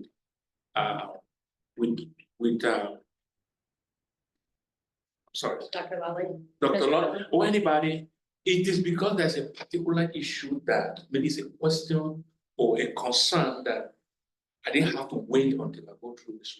Hey, quickly, I had a phone call. Hey, Dr. Whitley, here is what I hear. Can you look into this? Or Dr. Adam, Dr. Adam. Or Adam, here is this Just, question on payroll or something that I heard. Can you quickly look into that? I will never ever have any communication with any executive that I will even go to that. So I'm surprised if anybody. I think that's a good point. So for clarity, especially for our executive team members, right? Just email me and I will give them calibrate. I think that would be just clean for I everybody. think that also creates a nice norm for new board members who may not know the district as well. That way it's just a very easy Very good. guidance. And if nothing else, again, you're setting new norms. Yep. So that makes it clean, it makes it Super clean. You may decide, it's, again, like in the classroom, sometimes you're a lot more strict at the beginning. But as you get to know each other, you may want to do something different, but I think that's a good way to start. It makes it really clear. There's no, should I or shouldn't I? Yep, super easy. Just Can email we maybe kind of, these are really good discussions. And there are so many things, there are so many pieces of information that come and the coordination. And I think that's another part. you're talking about coordinating with 7, so now add 11 more. So. Yeah. The more direct route, but thinking a little bit more about communication, and we talked about the president's role. And as a spokesperson, but here are some other arenas to think about. The media. Social media. How have you handled that? How do you want to do that? Another way that you get information is you just seeing it on your own social media. It's not always an email or a phone call or a stop you in Kroger or wherever you shop. It could be, I saw this on. I think I'm gonna start with media because I think it's the cleanest and the easiest. Any media request should go to Betsy Fuller, period, Including Spark. and anything, yeah. I just did that this morning. I Yeah. had a spark one and I said, And that's true of me too. If somebody contacts me, I copy Betsy and I say, Betsy, our communication director will take over this conversation and she will coordinate with you. So anything social media, and then from there, depending on the situation. And again, I'm gonna ask, because my past life, I am used to the superintendent, if anybody ever had to be on camera in the media, that would be me. Yeah. Right? Or Betsy. Or Betsy, correct. That's not a board member's role, but maybe finance man, depending on the subject. But normally, like I said, my recent debut. it would be myself on camera, Betsy maybe as backup, and then if it's finances, it could be both of us or Adam. But everything goes through Betsy, and we will coordinate the district spokesman, which would be one of us, to speak on camera. That also helps to slow it down. Yeah. Just Right. slow it down. I know I've mentioned this in my weekly updates, but on Friday, again, no expectation that you're there or anything like that, but I wanted you to know on Friday, we have a media meet and greet. There's about 20 invitations that went out to that. So all education reporters, Spark has been invited, news channels, and really it's not a listening session. I'm not asking them what are our strengths and what are our growth areas. It's more of just a time to calibrate and talk about the expectations and roles and respecting that each of us have to do a job and how I would like to see that done. So we will talk about Betsy should always be your contact. We will talk about time frame and what is a fair expectation to get a response. We will talk about factual information. We will also talk about kind of recalibrating our narrative of we've all lived the last couple of years. We don't need to continue to link everything in those. So let's start fresh. So I think it's just a good opportunity to kind of start new and hit the restart button with the media and say, we have a lot of positive things going on. Let's figure out how we can get you those stories. And that's what we can kind of share with our community. So that's on Friday. Fabulous. I appreciate the proactive approach. But there are instances where some things can come, even though it's because you're on board, it's a little bit more personal. I've tried to avoid that myself. People have tried to, push me on my own personal issues, but I know that it's going to rub off wrong for the whole district. I gave up my own defense to ensure that I don't damage the district.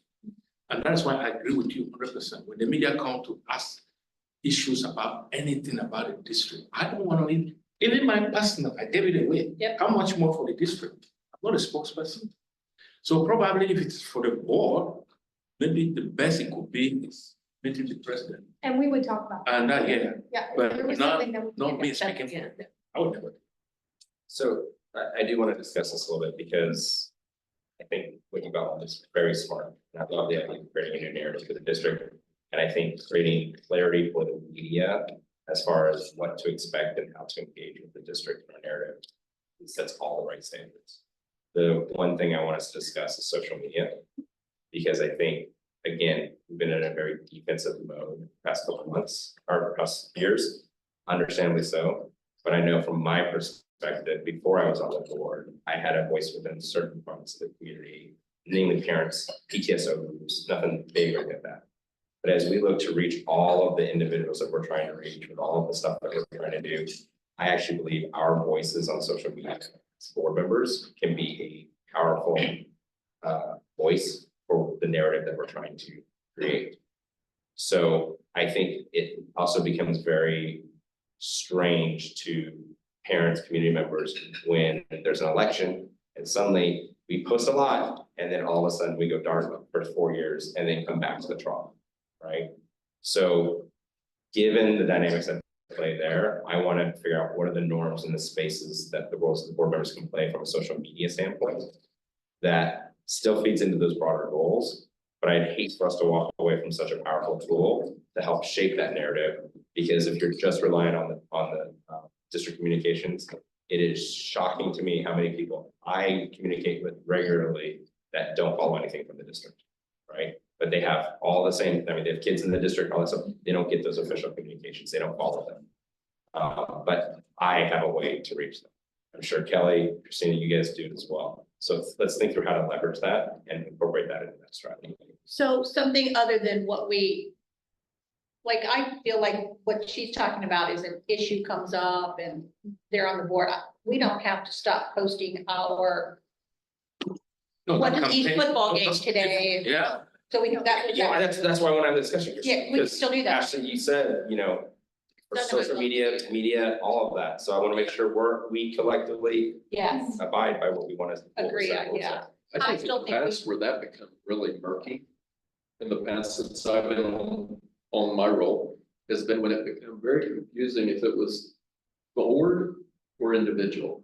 I mean, the one example that I am constantly thinking of is we had one member that would post a lot of things on their social media that was all over the place. Correct, and still does.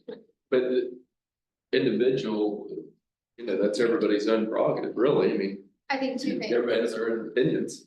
I think social media is for celebration and highlight. There we go. It's Yeah, best practice. Celebration and highlighting. yes. You know, if it's something, and I'm gonna use the word informative, but I wanna make sure I'm very clear on that. Like if it's, hey, graduation is at this time and kids need report of the parking painting that went out. So you're sharing that kind of information. I think that is a perfect tool for social media. I think when you get into, I'm gonna call it dialogue, discussion, that is not good for social media, right?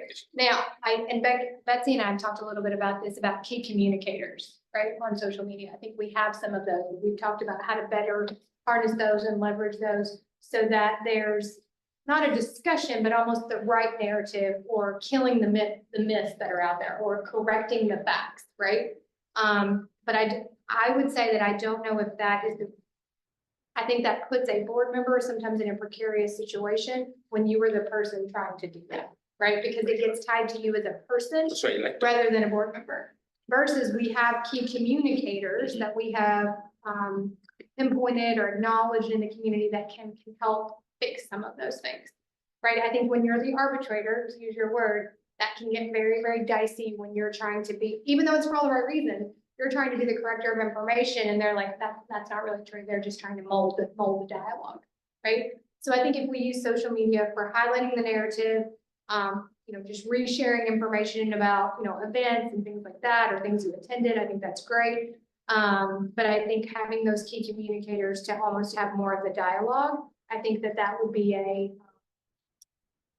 probably a healthier conversation outside of Google. Because otherwise I think I say this about myself, you know, I live in the community, I have trained, I've mentored many administrators in my life to say, you never take off your hat, ever. You know, you can live in, Even if you say even you if are. you say you are, You can't. people don't see that, right? So I think if we use social media, again, as a celebration, as a tool, that's how I'm gonna use it as well. Again, we can reshare facts about events and things like that, and then we'll work to, and Betsy and I are still working on this, kind of those key communicators who can keep a pulse more on social media and kind of dispel the myths and put out the facts. I think we can harness that a little bit better for the future. I think that key there's highlight the celebration, which is what I feel like we all do when we go to these things and. Trust me, as an elected official, it saves you all the headache of social media, talking to the media. It saves you a lot. You don't know when you cross that line, and you never, very little thing, boom, becomes a huge problem. I don't want to go there. Doug, do you feel like you got what you wanted or needed there, or? I don't think we have complete clarity. I think we need to continue to do work on this, right? Well, So as we get into, the strategy is sound, I think the key influence, let's understand what that looks like. And I And also I'm think thinking broad, right? policy, right? We have social media policies and sometimes those aren't really clear. we probably should pull those and continue to work at that as well. Even as things like handles and kind of, you know what I mean? We just need to make sure to delve into that policy that, so I'll put a note on that as well, Doug. One of the things under communication, and it's very small, but I want to make sure it's meeting the needs of everybody, is my weekly updates. So I'm more accustomed probably to building a weekly update based on a strategic plan, but our strategic plan is a little hard to do that with. Based on future thinking and personalization, it's harder to put that into teaching and learning, climate and culture, the school responsibility. So I've kind of been doing it just a week in the review and then upcoming. Any feedback about, you know, there are different buckets, Ashley, that I want you to include. Is there any updates about frequency or cadence? Do you want that more than once a week? Are you comfortable with once a week? I just want to make sure that it's meeting your need. I think once a week is plenty unless something urgent comes up that we have to obviously do it. Are there any bucket things? I personally have been, because we've been begging for a weekly update for so many years, then I think your weekend review and things you think we need to know, that works for me, but I'm open to whatever's. Yeah, I guess I am assuming that if you all affirm this, I would say you're the first board and that's pretty good school board to do this. You read every update that's sent to you. Yes. Sure, you're gonna say yes. Do we read them? I read them. Well, and I think we all. With the weekly cadence. Because we have. I am And it's not for that every, they it's not are from every. helpful. I Because said we that have to you. been asking. well, and my thought is, some of you will read it word for word. Some of you will look at the categories and go, I want to read that, I want to read that, and I don't have to read it all. So I was trying to cater to all audiences. I will tell you, my husband was watching me type one the other day and he was like, you gotta cut that down. Like, nobody gonna read that. I said, get out of your English mode. First off, you can't. You can't bullet. I just can't. So I tried. I like it. Okay, I tried to, like, you can't take the English person out of me. You just can't. I have to write a narrative structure. What I like about it is that we're all hearing the same thing at the same time. Okay. Two superintendents ago, oh my God. We would hear different things. The same topic, different solutions, different outcomes. The question would be, is the sky blue? The answer to me would be, the sky is blue. The answer to Julie might be, well, it's more of a shade of green. Or, so for me, yeah, it's frustrating not to hear the same things, which is when I think, and I like one-on-one, but it's the little bit of the downside to a one-on-one, because you can't possibly remember what you say to each one of us individually. But if there's something that I think is important enough, But if it's put that in, in the yes. agenda so I can recap. Yeah, The one thing you will notice, and we'll talk about personnel. I always think personnel, especially in hiring season, is super timely, right? So there was one week, I think I sent you some emails during the week about personnel, Right. and then I also included that in my weekly Yes. update. Yep. So that you didn't have to go back and hunt and search for that. So if that happens during hiring season, I'll keep you posted, but there will be some just because of timely. I don't want you to wait for that information, but I'll recap it again. Okay. I've even tried to keep my signature or the subject line the same for an easier search Me for too. everybody. Me too. Just because, Stole that from me. yeah, sometimes I have trouble finding things in my inbox, so that's all. I think it is a breath of fresh air to have us all on the same page and getting more complete information. And as we've said before, it's not that we want to be micromanaging those decisions, but being able to know that they are so we can help advocate for the district. And when people ask us questions, we don't look like deers in headlights because they assume we know. It's wonderful. And as far as my thought on the weekly cadence, I think that's great. I would say if there is something that's going to be a news story, I would like to know it before it breaks, rather than, I think we all struggle when we're in the grocery store and somebody's like, oh, I just read, and you're like, I just like, you know, and that's a Yep, bit of a absolutely. challenge. So anything that Yep. breaks, I would appreciate it, even if that's a text, to Yep. just say, just so you know, this. Or we saw that we didn't anticipate the story, but it just landed, so you're aware in a quick manner. and there is, okay, we have in the past had a 7-person group text for things like that. Hey, FYI, bus accident, no kids harmed. And we all know not to respond, that it's purely informational, or to respond with thanks for the information. So those are kind of the, if something does pop I up, the think that, immediate, I think that's a great point. If I text you, you will know that it's important, right, right? Because one, public record, right. right? Text are public record, just like everything. So when we don't do business on text, we put them through email, they're easier to store, archive, all that kind of good stuff. So if I text you, know that there's something timely, Right. or something serious, and or in some situations both. Okay? Or even send a text to say, check your email. Absolutely, right. Yeah, like, sometimes that's helpful Yeah, for me. yeah. Just somebody, give me, did you see this? Yeah. Oh, let me go back and find it. Okay, clarity on that? Can I- Yeah. But some Mhm. input, but I think the weekly cadence works great, and I think it's a great start. I think we have a job to make sure you understand what are those buckets, so the bridge between the strategic plan and the areas that we want regular updates on. So 100%. hopefully we'll get to that in the retreat, which should Yeah. help round out the subject Yeah, matter. for us. because I will tell you, building it at first was more difficult because of our strategic plan. When I think if you build those pillars correctly, it will lend itself to a very beautiful kind of outline for communication. That's something that we just don't kind of have right now. And the second thing I'll just use as something to think about is with Adam's update, given finance has a lot of intricacies that are very, dependent on what legislation is coming through, so that his system of keeping some of the information on there permanently at touch is very useful, because I use those updates as what I go back to refer to. So, oh wait, that House Bill 135, and I can go there. And so having that at the end saves me from having to check, a year. So worth of almost like an updates. important information. The important ones, not everything, Yep. but the ones that are still current, the Yep. ones that are in transition. Still happening. It's a cheat sheet to Yep. quickly go to, it's fantastic. Because I'm gonna throw this out so many times.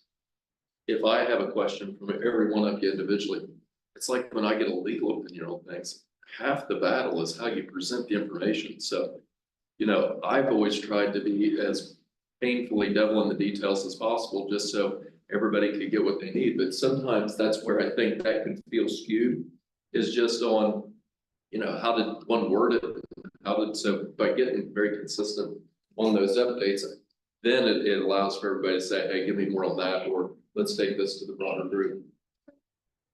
The only other two things I have under communication, and one is more of a FYI and then one some clarity.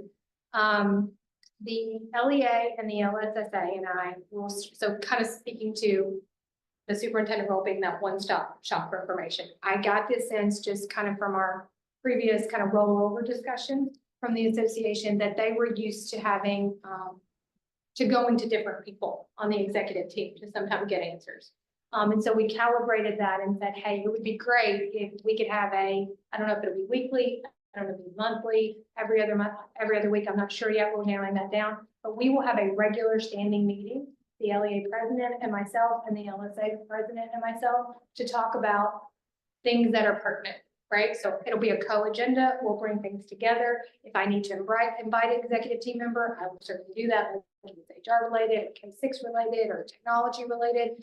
And really, I think that those are really, really important meetings, because it will really help us when we do come to negotiations, whenever that is, for there to be no surprises. That we have brought issues to the table so that I go, oh, we've been talking about this for a year now. That's gonna make the list of items that we need to negotiate on.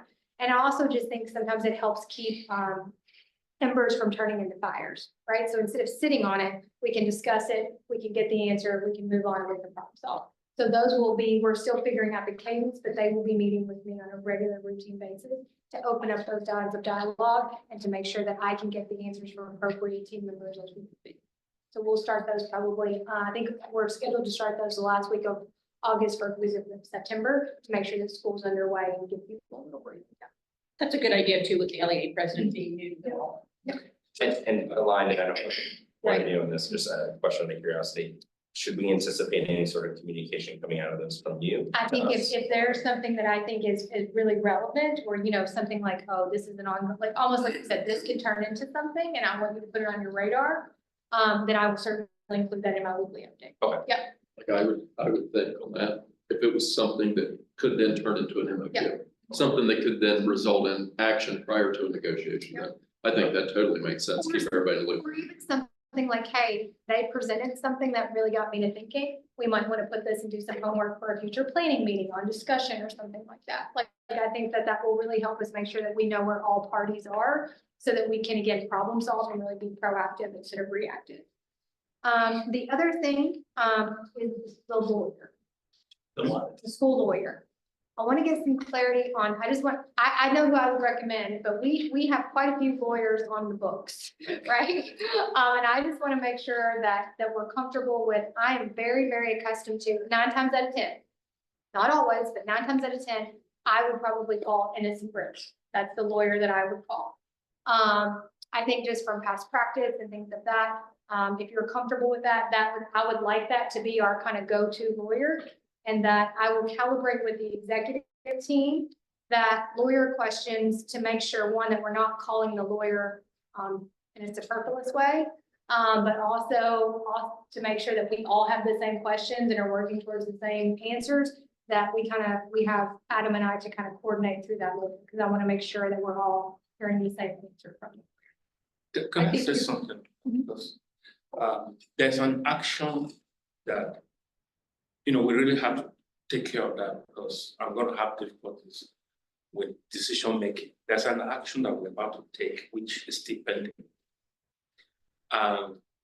From what I'm hearing from the attorney that represented, which is Bill what? I know Okay. you're going. You're going, giving us misinformation. Is that the lawyer? So he's with, what The I lawyer you want Yeah, the, what I would suggest is that firm is who we will use. I will not use that particular lawyer, probably. That's probably not my go-to lawyer. I will have somebody on staff with Innocent Britain, that's different maybe from the person that we used it. okay, so. Unless it's topic specific. So for example, sometimes you'll call and they'll say, hey, you need to talk to the special education lawyer, or you need to talk to the labor management lawyer. But 9 times out of 10, I will call one person unless they direct me to go to a different area of expertise. Can I add? Until we get really calibrated through some previous issues we have. Yes, We still have to be efficient. And that's- so in order to be efficient, like if we had an attorney that's handling one of our lawsuits, it's still appropriate for the short term to still Finish go up through that. them to finish that out. And I don't So know. like in the Yeah. thing that you'd brought up, Yeah. it would still make sense to still go through Yeah, that person who's been in loop on that until we see those, let's call them projects through. So I don't know whether we're handling that today or tomorrow, but I still have issue that is still pending that I need Bill to come back. Because we're getting misinformation. Why are we getting those misinformation? Is it today or tomorrow we're handling that? I don't know, but I need you to know that I am still having issue with That process. the action we're That about to process. take, Okay, that, which yeah. is. And we'll have to be careful with what's executive session yeah. material. Yes, a quick follow-up, so I stuck a little. So, which is not a call, but who calls? So right now, so this is something, again, I'm not accustomed to, okay? I am accustomed to, in my, I want to say previous life, but that sounds odd, right? In my previous organization, 3 people could call.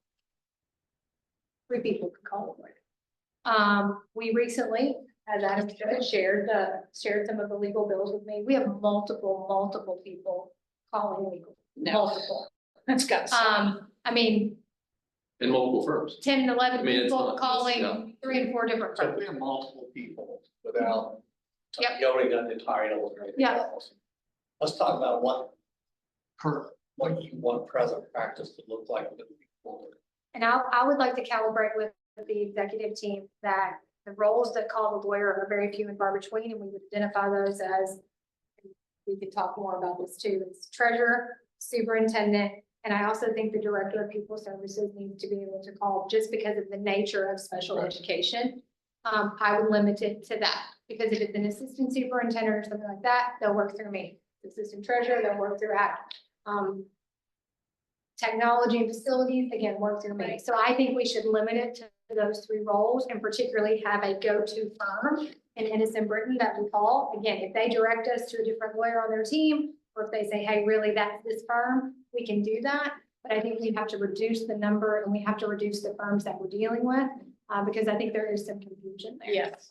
And it's had a practice that you as a board could support. Yeah, one of the reasons we have been told historically, we wanted to have so many firms on the docket was different people had expertise in different areas. I don't know if over time that has changed, so one firm can have expertise. So to me, that's just a question by the board meeting to have answered. And so if we feel like at that point, everyone, they do have enough expertise, we don't need to, then absolutely. And I feel like we've still got time for you to kind of navigate that and see. Well, and I don't think there's any problem in almost having like, you want some redundancy, because there are some situations where it happens and you go, oh, I need a different opinion, or I want to cross-reference that. So I think having them approved as options is totally fine.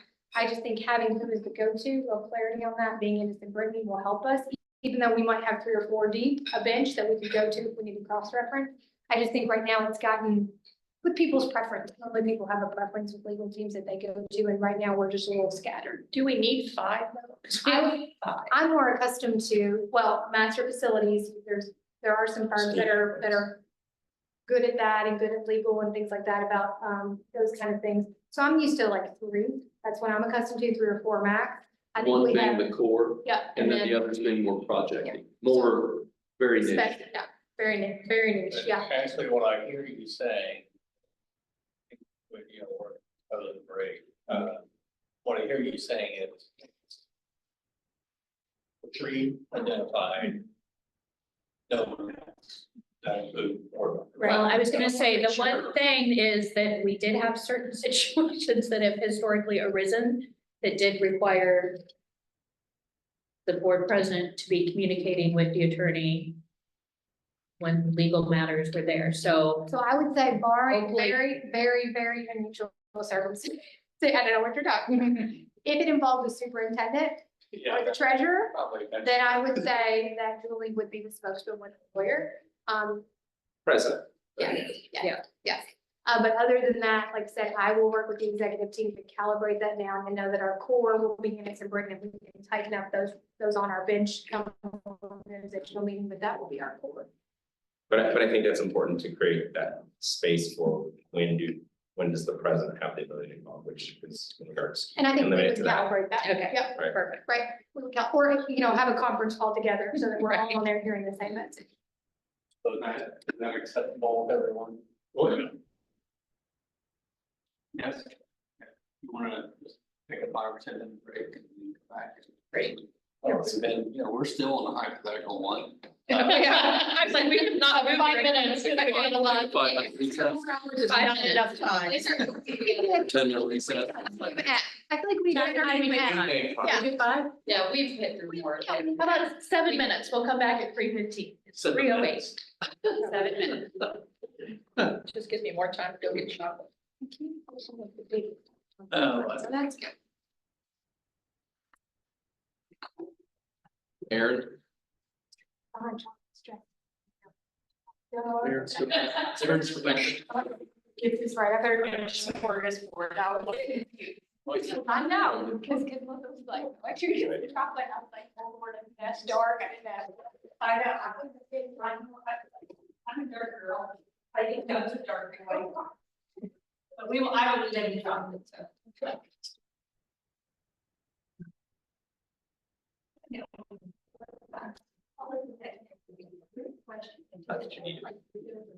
Yeah, I'm like, I take fully but okay.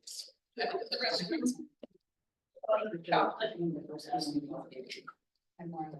going to recess till 3:15. Thank you.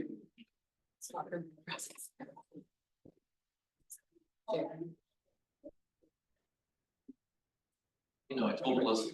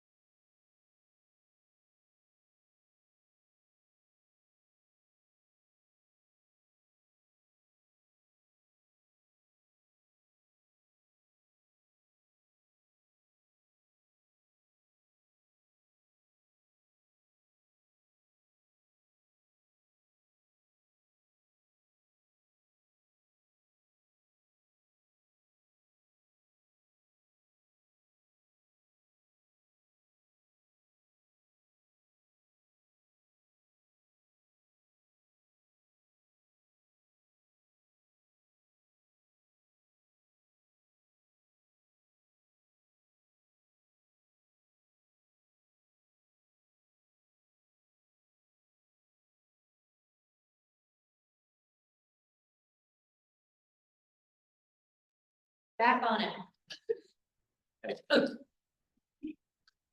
All right. We're gonna, I just said. This is all communication. Everything about working together as a team, governance, whatever term you want to use, it's all about communication and clarity. And you're gonna continue to work through some of these things. So we're not moving off of communication because it's just communication about a different topic. I want to give you another hypothetical, and here we're looking at the slide on how does the board want new information and plans presented. And you've talked a little bit about that with the weekly reports, and that's helpful. But I'm going to give you another, we're going to look at hypothetical number 6 on your hypothetical situations page. So how are board meetings planned? How are things communicated to board members about the meeting? You guys started talking a little bit about meetings. I've called them work sessions or planning meetings, and then the other as well. What do you do if there's a 4-1 vote? Or a 3-2 vote? And how do you question a recommendation from the superintendent? Do you talk beforehand? What is public? There's a lot about that planning the board meeting.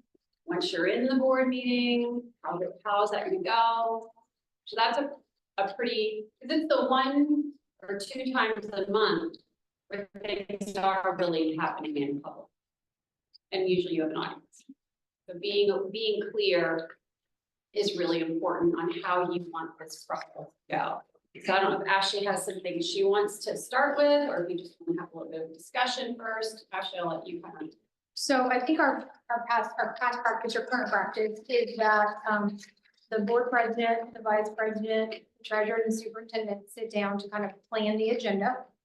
I think one question I have, both for our internal team, and I also heard, like, I think May, the very first board member meeting I attended, was you definitely want things to make, right, like the presentations and things like that, to be able to review those in case you have questions, in case you need to reach out to me and say, hey, I need some more clarity before that meeting on Monday on X. So one thing I would ask is what is our cadence for setting those agendas before they go public? So we know we have the 48-hour notice to public, but let's back that up again. Would we like to say if there's a board meeting on Monday that the agenda is done and airtight by Wednesday, by Tuesday, by Thursday, so that I can tell our internal team to kind of make sure that they work towards that deadline? I think we have a little bit tighter, and maybe we do and I just don't realize it.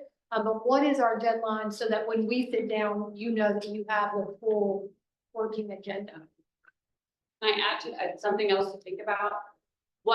How do you want to handle if something last minute comes up? Because inevitably, you have the board agenda set on Thursday or Wednesday or whatever day, and then something. So I think that's another component of that. And it's normally, from an HR background, it's normally personnel, right? Like you're at, especially now when you're just trying to close out the year and make sure that everything is hired. So normally those issues are not anything like, we're not going to throw up a presentation on them or anything like that last minute, but there are sometimes some last minute pieces, athletics, sometimes with coaches. So just kind of that question, and then how far in advance do we kind of want it to be firm? The agenda to be kind of closed down and locked and ready so that when you get it, you know, this is what's coming. I think we all appreciate that there are a lot of things that come in last minute, so we don't want to back that up too much, you know, especially now that I've been sitting on the other side here for a little bit. But so I think personally for me, and again, if it doesn't work for the board, the process that we've had where the meeting's on Monday, the agenda goes live the Friday before. Again, we've had a lot of conflicts, so we haven't been following this particularly well, but in theory, the agenda meeting would be that Wednesday before. Then I feel like that's only 5 days ahead, so it's not too late. And again, if we do an agenda meeting off that based on people's travel, work, whatever schedules, then it would be known that there's still going to be the ability to do multiple changes. And again, having those presentations and the PowerPoints on there on that Friday is really helpful to form questions. I know my personal practice and it was shared with me when I joined the board that I think is effective, is if you look at that and you see a presentation and you have, 5 questions that you know you're going to have, having the courtesy of sharing those with you, even though you can say, I still want to discuss these at the meeting because I think it's important for my fellow board members and the public to know these questions or answers.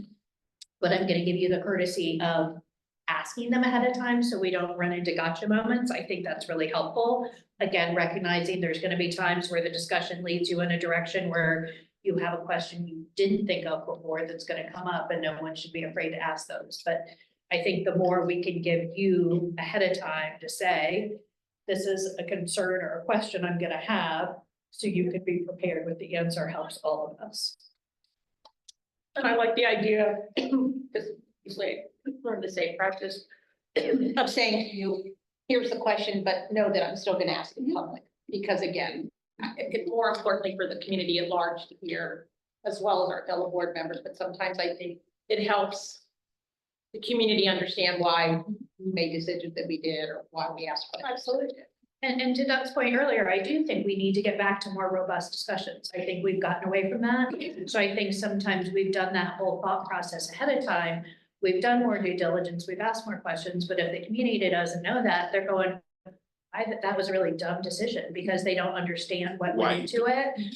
So I think the more we can kind of get back to, we don't want to be there till 11, clearly, we don't, but at least we want to make it clear when you're voting, particularly if you're going against a proposal, understand why. Would it be helpful for the other members to know, like, once we've done the agenda setting, draft is out there, although it doesn't go live, Yeah. because all members have access to the draft section and the drop down where that lives. But then Friday morning, I'll turn it live. We could also go back to the practice that we haven't done in a while because of the craziness. When we set the agenda, then the president, although Ashley, you mentioned that you did this in your previous district, sends a note to the rest of the board, just have agenda planning, here's the highlights of what we're gonna talk about, the agenda is draft on board docs. That's a great question. But if you want to do that, you mentioned in agenda saying that you did that in your previous. So once the agenda was set, like on that Friday, then on the weekly update from the superintendent, what would happen is when there's a board meeting, there would almost be like a board agenda section. And it would enumerate some of the things where there might be anticipated questions, or, hey, let me give you a little bit of background about this personnel change. All while respecting confidentiality, but again, some of those things that you would have maybe risen to the forefront in your questions or your thought process, those were enumerated on there. And it could be short and sweet, like for example, when it comes to the report card, hey, the superintendent will give an update on the report card during, the upcoming board meeting. So it's just to let you know the thought process and the why, maybe how something got there, or maybe why it was important, or maybe it's different and needs a little bit of a rise to the top. Those were enumerated on the superintendent weekly agenda, just to help kind of anticipate those questions. Or say, hey, I just want you to be aware that we're gonna have this discussion, be sure to review X. But that would be helpful. And I think it's a missed opportunity when we have board meetings without some sort of presentation that highlights what is happening within the district, whether that's special ed, whether that's gifted, whether that's the report card, whether that's the financials. I think the more we can utilize those as a tool to help inform the public, the better, and we're missing opportunities when we don't have some sort of presentation. So I personally, and maybe this is my visual learner in me, not just somebody standing at the mic, like, here's my 3 minutes, like actually showing a slide, showing something to refer to.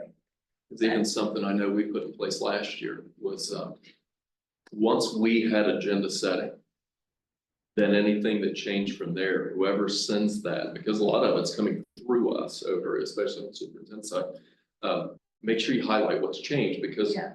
if she gets a question on that, sometimes it's just nice to know what we've got that's different from that setting point. And I know something that Doug's mentioned that we talked about in agenda as well as being critically important is student achievement. Like, we have talked about how critically important that is.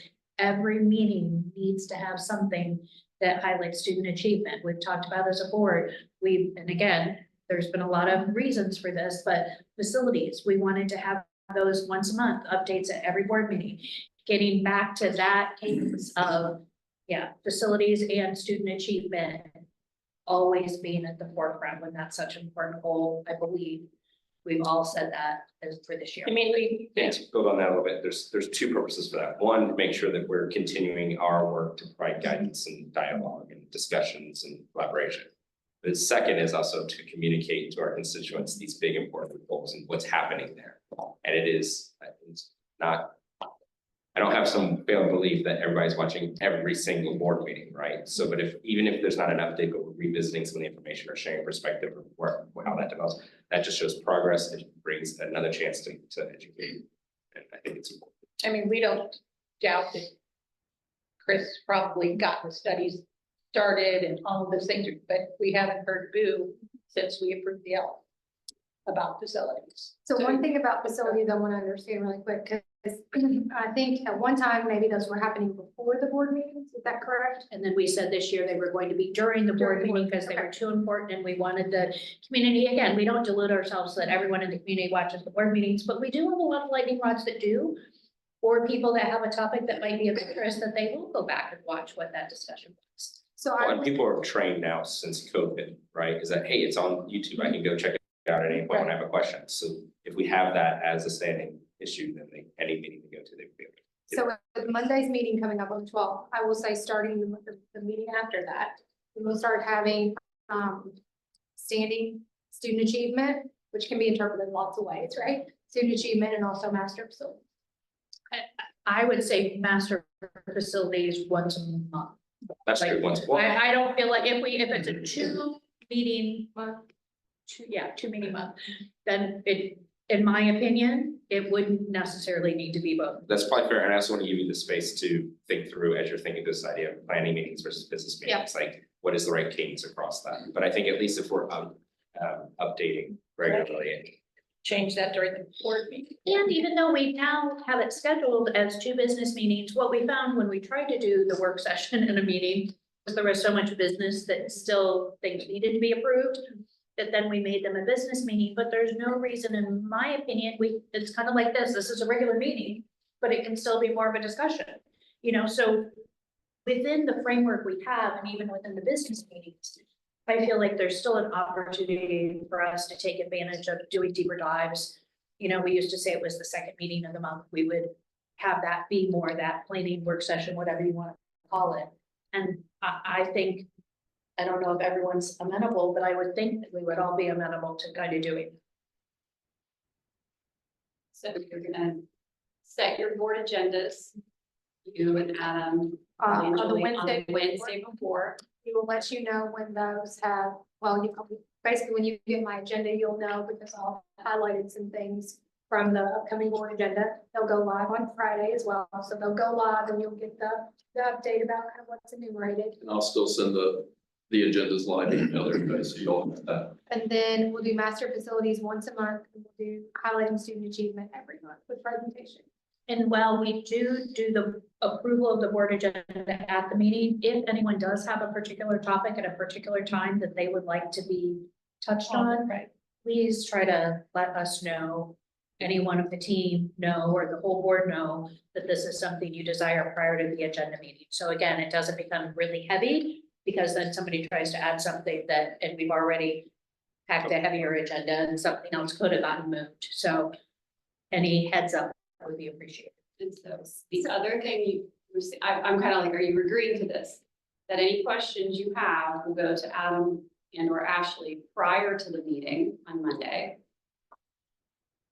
And you'll be, sometimes you do just have a question, it's like, I don't need to ask this in public, but you'll let them know if it will also be asked in public for all the reasons that you just gave. Is everybody agreeing to that? And again, not every question, but I Sometimes during the meeting. question. Yeah, Yeah. absolutely. Yeah, I'm not, I I'm just, think it's good to say there should be intentionality to give a heads up on any questions that you might have. Right. But I don't want to try to say some ironclad thing and like, no, oh, wow, I didn't detect this from the presentation, but now that you spoke off the cuff. Right. I want to drill you on this. I want to reserve the right to be able to. it's more that if they need to do a little research to be Exactly. ready to answer your question, you asking that in meeting the It changes puts them of, in a bad situation and they're going, I Okay. didn't know you were gonna ask. Bottom line is the question should be gotcha. yeah, right? It shouldn't be gotcha. I always like to say no But as long as, surprises. yeah, it just helps us to have a little time to help get the answers prepped, because, If I give you a heads up, chances are you'll have an answer for me better than. Yes. Bring it back to you. Right, and the goal too is the board should not be surprised by what happens. at the board meeting, Exactly. And superintendent treasurer should not be surprised. Now, that doesn't mean that there won't ever be a surprise, but you want to try to minimize that. As you said, your goal is to make sure that the community understands the thinking behind and everybody has a fair opportunity to have information. One of the things that Betsy had, kind of asked me, which would probably tie into this, is we were having almost like 4 school highlights a month, where one of the schools would come and Right. present itself, and then Betsy would give like an overview of the other 3. Do we like that model? Do we find that successful? I feel that we rush through them and we don't really celebrate when individuals who are there. So, and I'm reflecting back to past board meetings that I attended before I was on the board, where it was 1 or 2 groups that were there and it gave a chance to really showcase all the kids and really touch that. It feels a little bit of blitzkrieg of stuff, and Betsy does an amazing job communicating, but she just does not compare to that first grader with the big smile. Speaking authentically about it. So I think they're more impactful and meaningful if the groups can be. So almost like a little bit less is more. Instead of trying to feel like we have to do it for all schools, we would rather have some meaningful, true, engaging presentation with the actual stakeholders. the one that came in. Yeah, maybe, or maybe 2, maybe we don't do the videos anymore and we just do 2 In person. in person. And I, again, understand why we got away from the in person, because we had children at board meeting and people were talking about, inappropriate materials. So I know why we went to the videos, but I agree with Doug. I think that it's just by sheer nature of Betsy, who we love, she talks so fast, that I think she, those ones that are on video, they go fast and then boom, here you are. And Doug's right, nothing better than the, first grader telling you about the community garden. Well, and when we were doing them in person, we were only doing 1 a month. And so maybe instead of, 2 at one meeting, it's 1 at 2 meetings. And then that's a way to get 2 groups a month. And then the Yeah. videos that they're doing to highlight that, have those just be on our social media. So there's still an opportunity to use that medium, just not necessarily at the board meeting. There's other ways to communicate that. But again, to me, that's you got like, I'm fine either way. So then, the other thing to think about with board meetings is when you have a split vote and how you want to handle that. We just talked about questioning, if you have questions about recommendations, I think you do feel like we've covered that. I feel like we've covered the questions. I don't know that we've covered the 4-1 vote. Right, no, we haven't, that's. Yeah. Yeah. Can you be a little bit more specific on what exactly you're asking?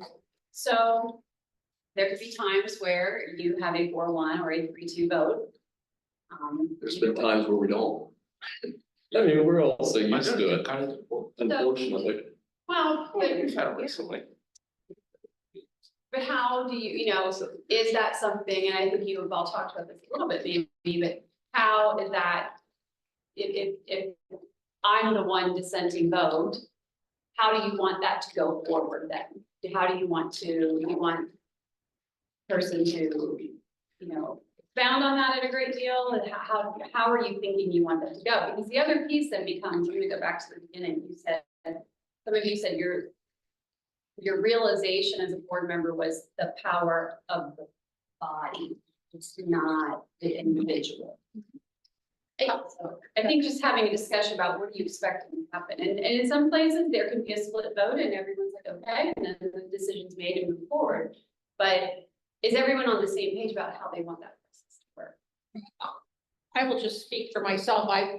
We have always been told that the power is in all of us, 5, and that we're not always all gonna agree. Yeah. I mean, there are gonna be 4-1, 3-2 votes, but again, it's important to the public perception that once that vote is taken, if you have the ability, if you were the one to say why you're voting no, but then once it's taken, we've got to get on board with what was, I mean, a perfect example of this, that diversity thing that committee that I voted no, but it was important to the rest of the board, so I got on board and we did the diversity council or whatever it was called. And, you know, I was all in because that's what my fellow board members, that was the will of the board.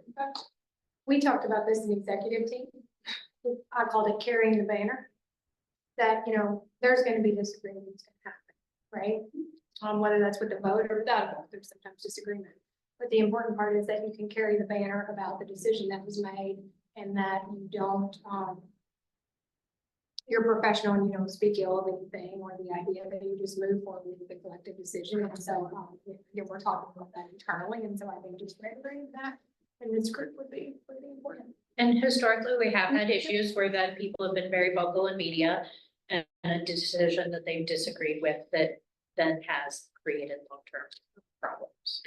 I think it has to do with skill, has to do with maturity as well. Has to do with what? Maturity. Maturity. If you're, I mean, if that's what I want and I didn't get it, majority say that's what it is. So you just have to make it work. You try, but it didn't work, so you have to float it. And I think, you know, it's important that there's an old saying, you know, majority has the authority. And truth of the matter is, that's accurate. The majority does have the authority. How then do we behave once that vote has taken place? And ultimately, all eyes are on you as to how people behave. You know, do we move forward united or do we move forward splintered? And it goes back to, we're gonna get into this, but what's most important? What's the most important thing we do as a board member? What's the most important thing we do as a superintendent and as city treasurer? It is, I would argue, it is about what do we do for students and how do we prepare students? Ultimately, students is focused on work. Go back to the original question that Kim asked you. You want to be a school system or do you want to be a system of schools? Because ultimately the quality of that work will be determined by the practices established relative to what people will be able to look at you. Are you a school system or a system of schools? They'll look at the processes in place, the practice, procedures, and they'll be able to figure that out by your performance. So, you know, those are the questions you really do need to grapple with. You can say, yes, I'm all for it. What does it look like in practice? Because it is a lot harder to practice than it is sitting in a room having this conversation.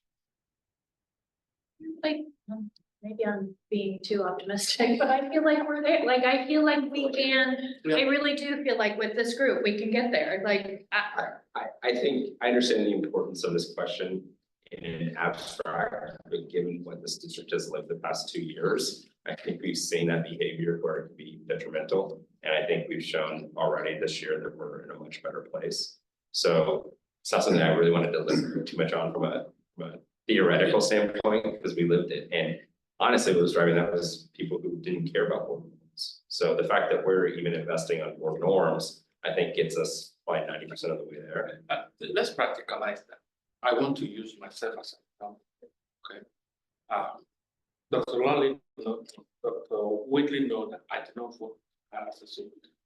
But I made it clear to her that I have my reasons for disagreeing that she should be the superintendent of the school district. But I also made it clear that it's a 4 other board members disagree with me. So I'm just one person now. That does not mean I'm not going to work with you to make it happen.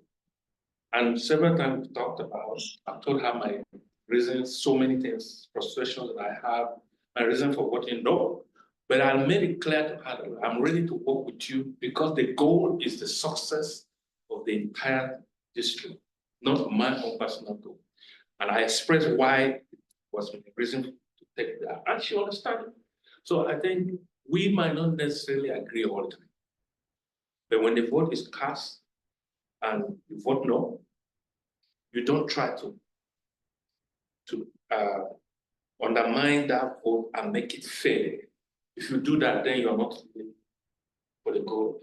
So I want to make sure I say it because I'm an example of. what- Well, I think you're a perfect example of that. Yeah. You voted no, but you're still here Yeah, willing to yeah. figure out how we can work together as a team. Yeah. For the good of the district. So, do you feel that you've had the conversation around what if new information is presented or plans are introduced as to what that looks like in practice?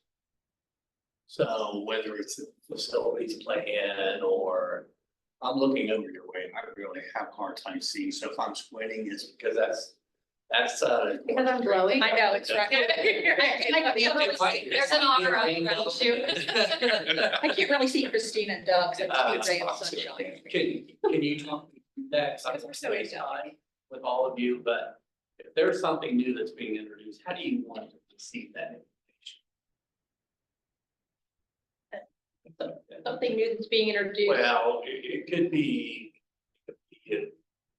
something out, it could be something out of Ashley's office.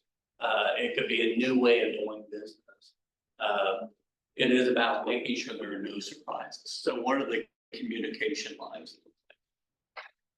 So, well, she's given us the presentation ahead of time. I mean, I would imagine that's probably a slow roll depending upon how big it is, where she's had conversations kind of introducing it. I know that I've heard superintendents don't ever want to be surprised in a vote, that they kind of know what's coming, like, or again, sometimes you're gonna change your mind, some things may change. But if you do have a strong objection to something, that you don't just let them know in the meeting by a no vote when they've had no opportunity to address your objections. Right. So to me, that kind of just goes back to those norms we've already said on any presentation, Okay. that, yeah, you let them know ahead of time, I have these concerns, this is why. They may or may not be able to address them and change, or your fellow Yeah. board members may change your mind. I've had that happen where I've gone into a board meeting with one perception and what I'm gonna do, and then I've left doing something else because new information was presented or new perspectives from my fellow board members were presented that I changed my opinion during the meeting. So clearly that's gonna happen, but I think again, it's the same thing where it's not like I know ahead of time that whatever Adam presents, I'm voting no on the 5-year forecast. And he has no opportunity to educate me on the fact that, well, I could make up numbers, but if you don't want me to, this is the 5-year forecast you have to work. I also feel like if we can get into a cadence where we're having a work session and a business meeting, the work session is where new information is presented, questions are asked. The superintendent or whoever's presenting then takes it back, reiterates based on the questions that were asked, or makes decisions, clarifies, updates the presentation to reflect those things, and then comes back to the business meeting and says, here's the presentation, right? And it's including the questions that were asked at the work session. Like I'm thinking about like the presentation on the turf fields last week, or last couple meetings ago. Had we had a work session prior to that, we were made aware of all of those things. A lot of the questions that we had could have been addressed at the work session. They could have gone back, refined the presentation to include all of those answers, come back to the business meeting and said, here's the updated information, whether we're voting on it or not is, dependent on the topic, but. My sense is each of you seem to be very open to that transition to a work session and a regular meeting. Yeah, we used to do it, yes. So one thing I have a question, that's what I heard too, Dale. So the reason I bring this up, because correct me if I'm wrong, this is policy, is that currently in our model, when you're having those robust discussions, right, that like, you want to make sure that there's time for that and there's allowance for that. So I've been accustomed to planning meetings are done through minutes and then regular meetings are recorded. Our policy says that all meetings are recorded. So and we don't have to make that decision now. I just want you to think about that as we transition, or if we transition to those planning meetings, do we want those to be video recorded, kind of like we do regular business? I think some districts try to delineate between those two, that this is a planning meeting, and you're going to get written notes about that and kind of a recap. versus a public meeting where we vote and you see all of that live. That's something to kind of think through. We can keep our current practice, we can adjust that. So there's some time to think about that, but I would want to make sure if we adjust that practice, that we make sure we do that proactively with the public and very transparently, so that there's not any surprises of why are they doing that. So if we're going to transition to that, that's just something to think about. And again, we don't have to have that decided today, but sometimes there's that delineation of planning meeting, written minute notes, public meeting, video recording, or vice versa. I'm not, just another thing to think about, and I'm not sure what Dale's experience was, but a lot of times in larger districts, even they hold those two meetings in separate locations. One is held in the freshman building, one is held Princeton Road, or they're held, I don't know what you did. It depends on the district structure. Right. And when I say structure, I mean facility, like Right, that's why I said sometimes larger. some have boardrooms that are equipped for holding board meetings. We Right. rotated buildings during the school year. So I just share that as something else, when you talk about delineation, there sometimes the physical makeup is also part of the delineation for the community. Something to think about. So I want to not fast forward, I want to slow transition because we have a little bit of time to do a lot of things. So, I want to talk about, we want to talk about, I guess, school board committees. What do they currently look like, what's currently in practice, what are we comfortable with what's in practice. I know Ashley has some notes, I mean, there are board committees and there are superintendent committees. And it's philosophically driven, this is my opinion. You know, I worked in a district where every single committee we had established that the organization was a superintendent committee. There is no difference between content, if you will, that they were superintendent committees. There's a transition where there are many as a blend, and I think you have a blend here. So let's sort of maybe talk through some of those pieces and make sure we're all on the same. This is G in your folder. I tried to make an outline of all of the existing committees that I think that we have in place. And then also there's some community engagement pieces that we talked about and a couple pages behind that to reference. That is kind of charged. Yeah, sorry. I think this has also been influenced over time, again, to be the historian. We used to have more superintendent committees and then we got sued.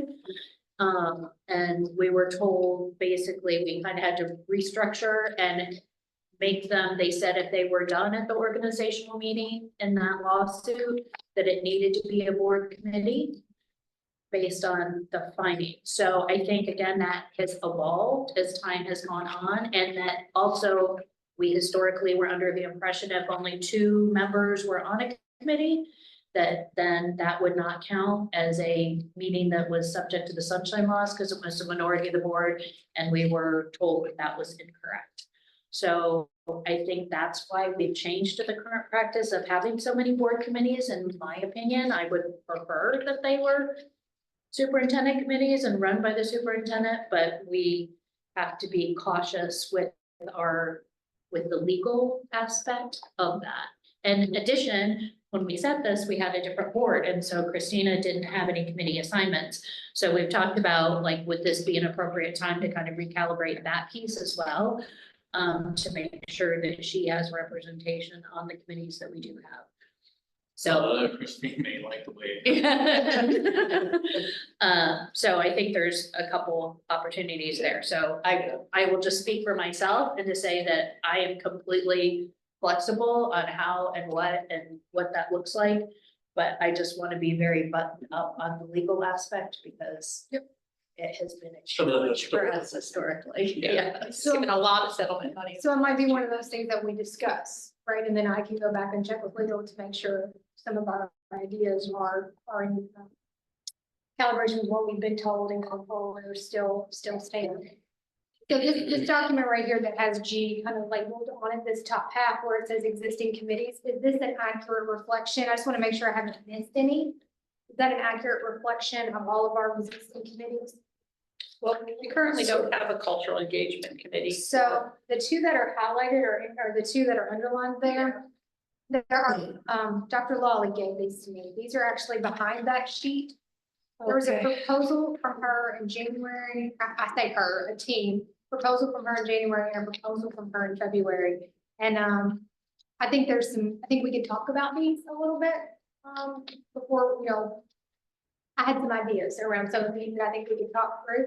So I think my first question is this inaccurate in existence, knowing that we would probably need to talk about those two that are in the blue a little bit So, further? so there's been some changes. Okay. So safety committee, we no longer have as a separate committee. We rolled that into executive session during board meetings. Okay.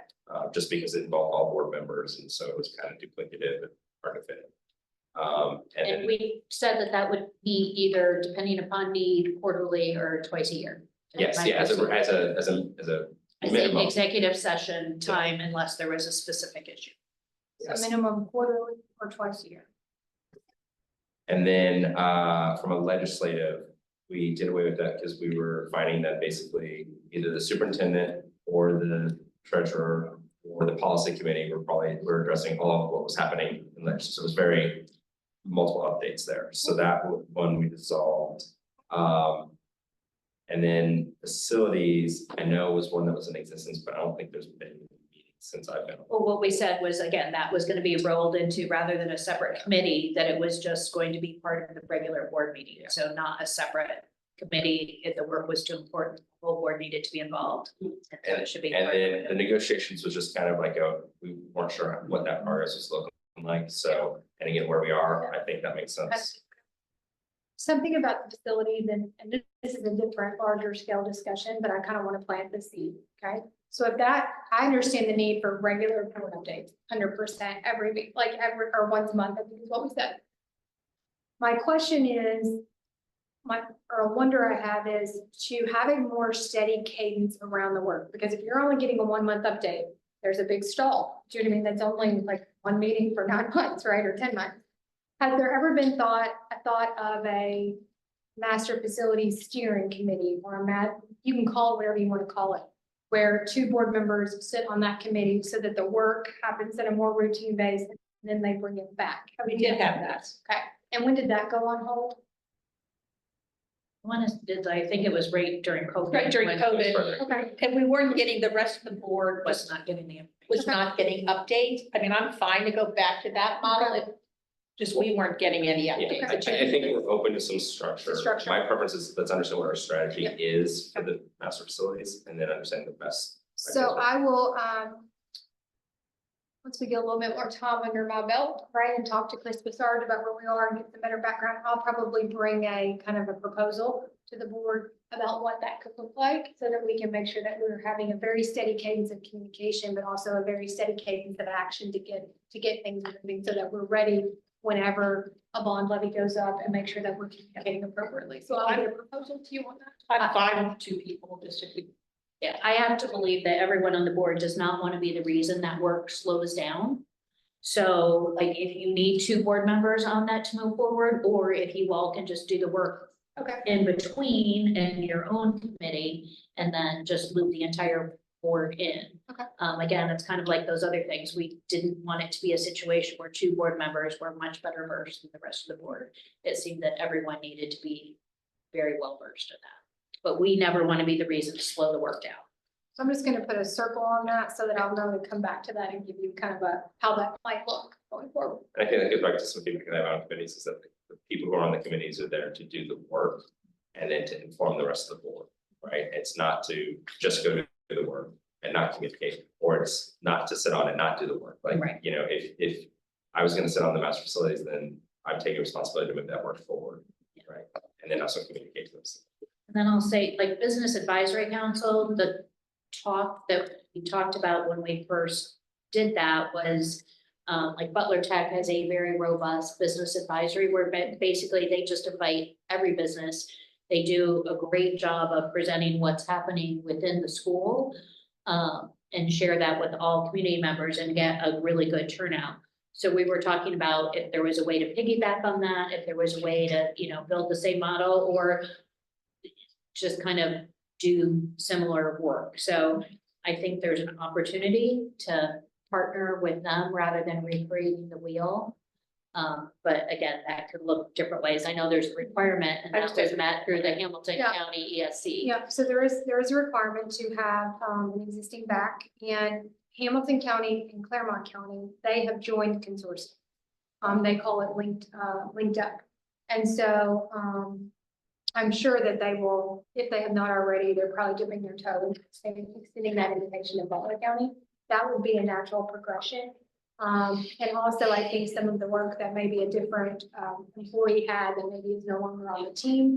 There are some opportunities for that work to be ongoing without an additional person. So I will probably connect with Hamilton County to see what their idea is about County joining that consortium. Because they have about 3,000 internship opportunities right now publicized in their families that staff and students can take available to manage of. So that might be conduit that we can just access. So I'll do some piggyback on that one as well, because I do think that would be, we don't have to reinvent the wheel on that. Yeah. Okay.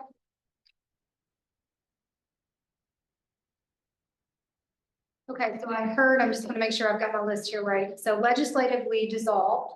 Facilities, we're gonna talk about particularly a different structure, but ideally that all board members would be at least be updated once a month about where we are with that. Business Advisory Committee, we might have some opportunities to piggyback or collaborate with other districts to kind of partner in that work. And then safety, again, was a minimum of a quarter or 2 times a year, but again, most of that was happening in executive session during work week.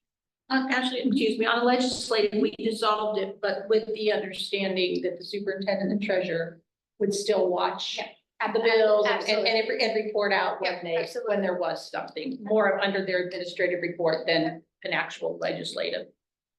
And I think something that'll help with that is when we do agenda setting, being intentional with putting that in the board update section of a legislative update when we need to have one. That way we don't then forget the night of the meeting. So going back to these kind of 2 that are underlined here. So let's start with the curriculum council one first. And I have no idea, I have no background other than it was shared with me that this was the last proposal that was kind of on the docket. My first read through this was that I had some questions. I guess. Well, my thought process is we have a very large curriculum department, right? Lots of people. And so as we're writing curriculum, adopting curriculum, purchasing resources that support that curriculum, all of that, that some of the work that's outlined here, that should be part of our curriculum process, right? This almost seems a little bit reactive rather than proactive to me. Again, just first blush, I read this and go, why would we not be doing this on the front end? I think what is unique, or another question I had was, so let's say that somebody does have a question, or they do have an issue with something in our curriculum or our resource or whatever. What is the clear process of what that looks like? I am accustomed to that. That was in our negotiating contract, what that looked like. That if you had a I'm going to say a challenge or a question or a issue with curriculum or a clarification, that there was a committee that was formed and they followed a very robust process. It was involved in that process, kind of the timeline. I'm almost wondering if, again, we don't have a separate curriculum council, but that is part of our curriculum team's work under the Board of Education in the school district.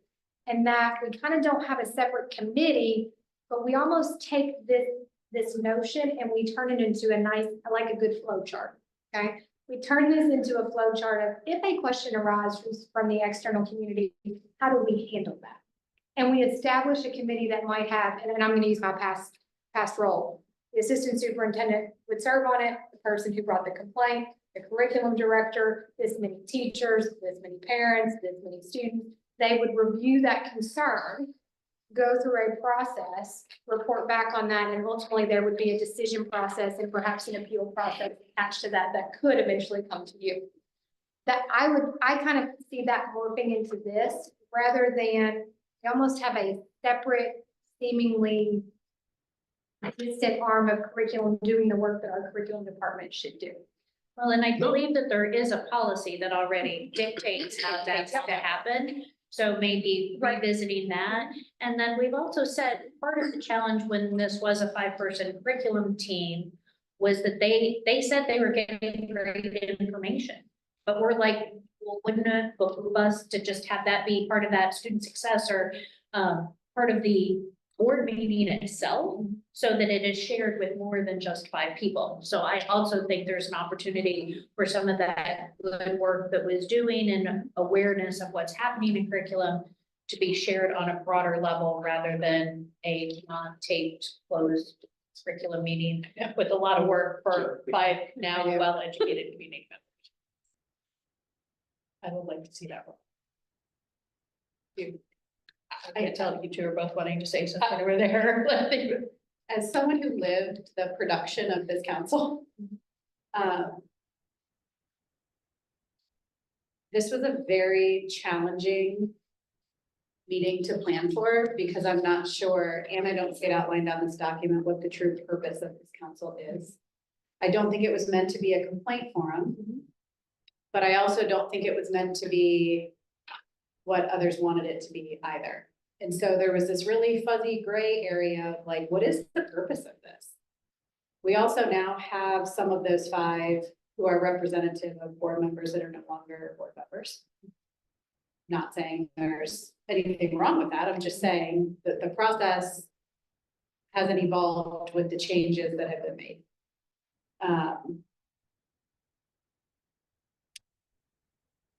I guess I want to take this proposal back to, what is the need? What do we need from curriculum as a board that would constitute a council? So if you look at like the other councils that are on here, these are all, board driven. It's not just informative. These are decisions that, now I've never sat in one yet. But these committees are essentially like decision-making committees from the big umbrella standpoint, right? You're talking about things, you're gathering information, you're bringing it back to the board. Is that a need for curriculum? Yeah, let me just back up to my original question. What is the purpose of this council? What do we need from them? Okay, that means, I'll go first.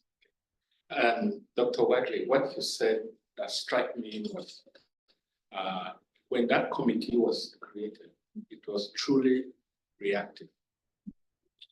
Because there was a role in the community. Some of the things I said earlier when we started was, had a lot of information that when I got to the board, I found out they were just, you see, people let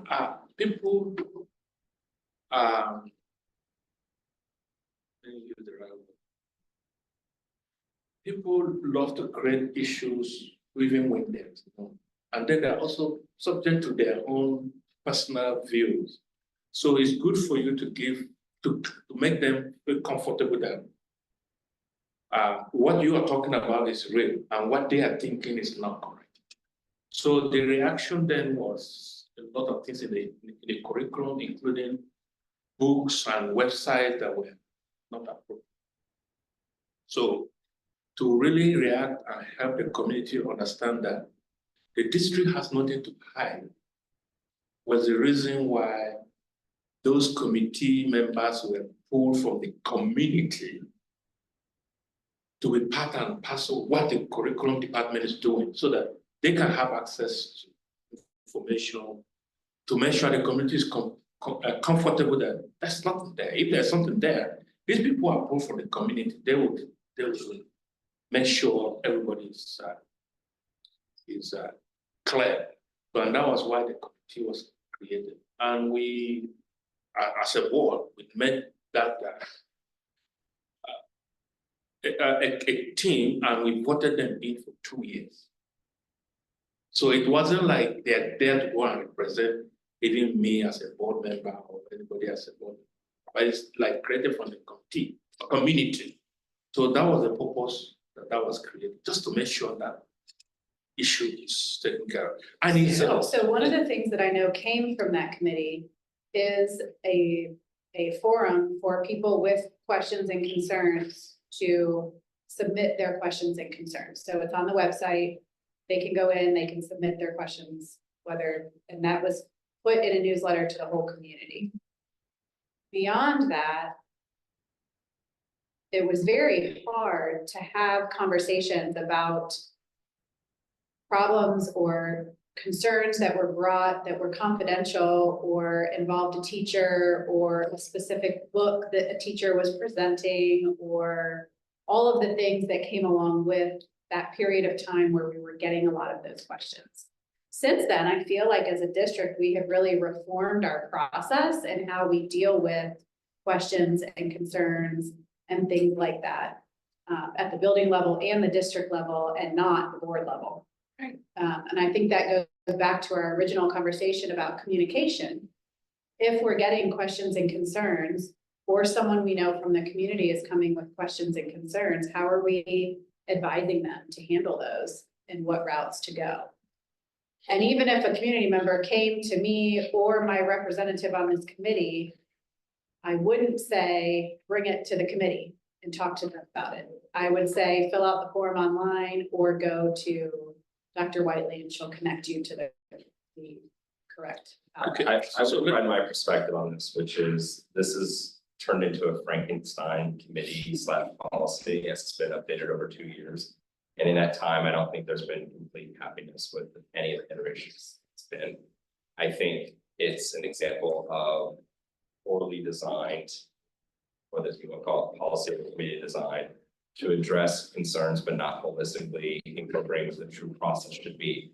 Incorporating all the complexity that comes along with curriculum, including privacy, investigations, discipline, liaisons with the unions. This is an important amount of work that needs, I love your fresh perspective on what is the right process to address the concerns, rather than from a very high level, us trying to solve it with Band-Aids and say, well, 5 people can take this back into the community or whatever it would be. And given the history of the problematic nature of this, and it's not anything about the intentions or the people who did the work to try to do it. I like the idea of freeing it up and understanding what is our answer to with a fresh lens on addressing what the original thing we were trying to solve here was, which is concerns about curriculum. And where is this redundant or complicating what we already have in place? I feel like that's what we tried to do at the board meeting in January.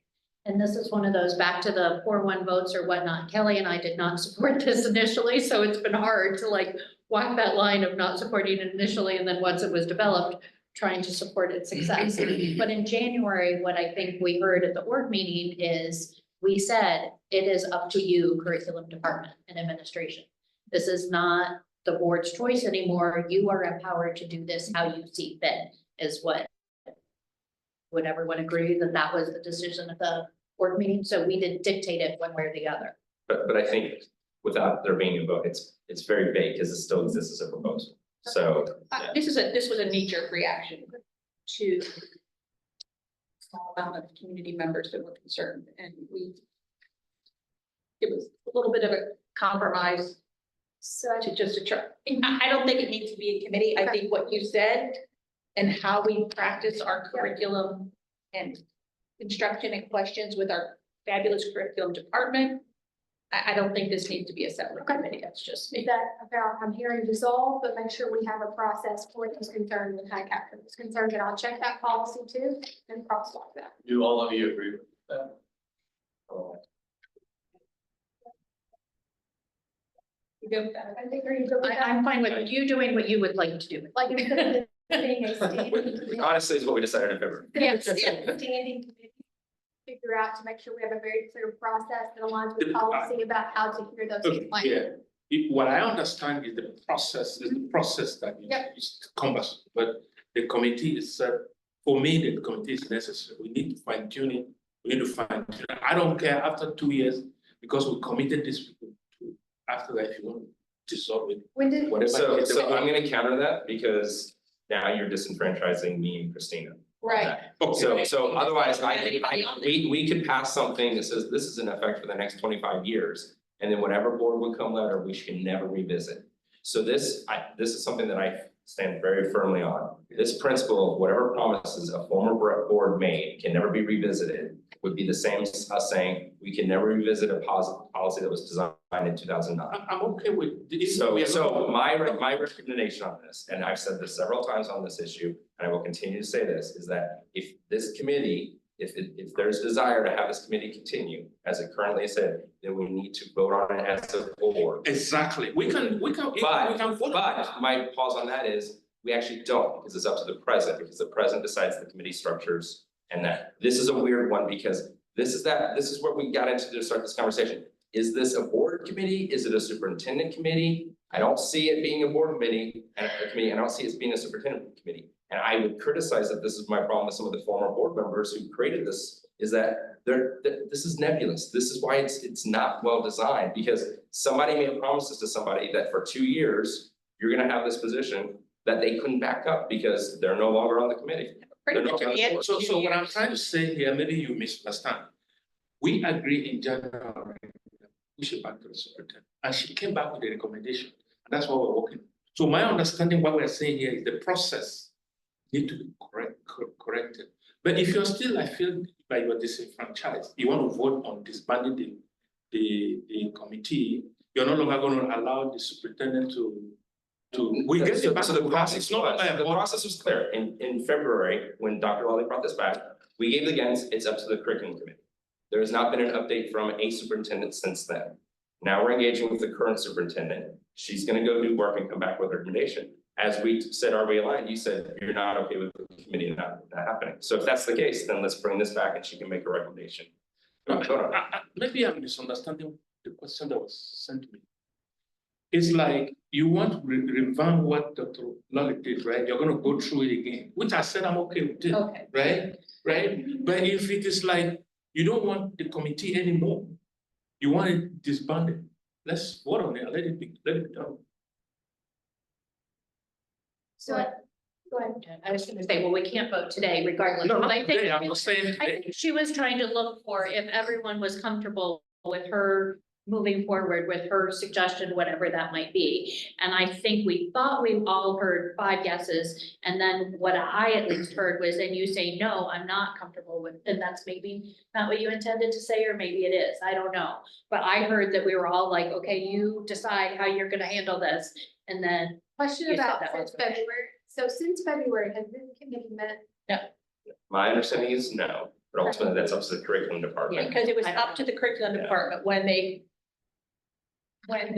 says in the proposal that when they thought they had an issue. And then after 2 years, I think the proposal says then we could, And when did this go into effect? When was the 2 years of this? I think the 2 years So- may be up. Okay, I'll check that. a year and a half. You're gonna have, but I just. To bring that back around, but I think that is where this conversation really took place is this a board committee or is this a superintendent committee? And it really feels more We send superintendent. it over to. But I don't Yeah, think it felt like exactly, me, that's. but And then to me, it what I felt like- understand is that those people might not even function so much, they're only thought eyes to help us calm anything that comes from the community. And which is why she was running it, and it wasn't even an issue. For me, I wasn't even gonna look into it anymore. But if it's coming back, it's no longer gonna be superintendent, it's coming back to the board, like, then. And as it keeps. We can vote on it evolving, and- keep it around with you guys. Now I understand what you're saying. You see my point, right? Yeah. So where we, I think it would be, my recommendation would be, again, I know we're not voting today, but my recommendation, this would not be a committee. This Not would be committee. our natural work of the district, our curriculum curriculum department. And then I would make sure to bring back a process that ties to our policy to say, if there is a complaint, here is what it would look like, or if there is an issue, here is what it would look like, so that we can hear people's concerns frequently, not based around. but not on a committee. So that's what she's saying, Isaac. I got it. So- Yeah, are we all I'm fine. okay with that? Yeah. Okay. Okay. Okay, was there one other thing that, This cultural engagement proposal, again, I'm just trying to follow up from some work that was done in January. This was formerly, if I'm correct, the diversity committee, correct? Well, kind of. Because when I read this, so when I read this, it reads very time contained. right? Like when I look at the bottom and it says principals will read through a very specific book, that's one iteration, right? This doesn't seem like a committee work. This seems like a homework assignment for the committee at one point in time. So if we want to keep this as a committee, the first question, if we want to keep this as a committee, I think we probably should have this more visionary and broad in scope, because this seems very limited in its perspective. I think this goes back to what Christina was speaking about with the other committee. What was the question that was trying to be answered? And what was told to the prior committee of adults was, what barriers to education do our students of diverse backgrounds have?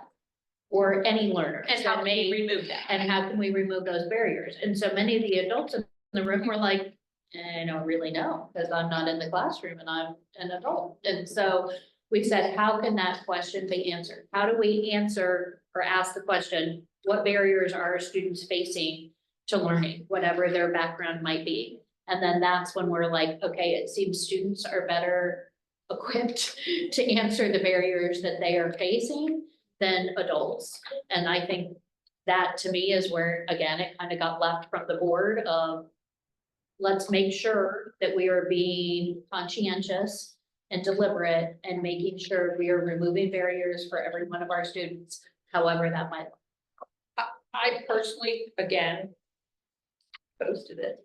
I don't think it needs to be a committee, but maybe if you, because again, we put this back into the hands of the Leah Aguilar's and that section of the department.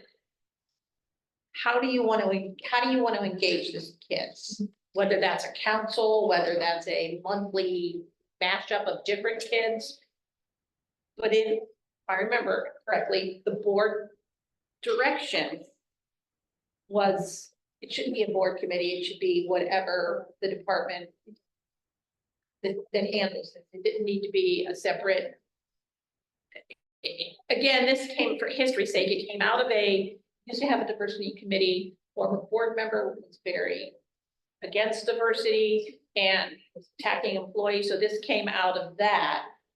But it was 30 people. And we had one meeting, and the question was posed, what can we do to remove the barriers to learning? And it was, I don't know how many community members, I don't know where the community members came from, but many of them were like, we don't know, you should know, you're in the buildings. And so the intent was, I'm not sure. If I can try perspective, I feel, again, this is an example of how we are tying ourselves to past history and ways of thinking and things that individual board members did, or ways that individual board members tried to fix or stretch more into that micromanagement, right? Instead of governance. One of the things that excited me about you as a candidate and coming on board as our superintendent was that you were championing, let's identify the barriers just in achievement and let's help break those down.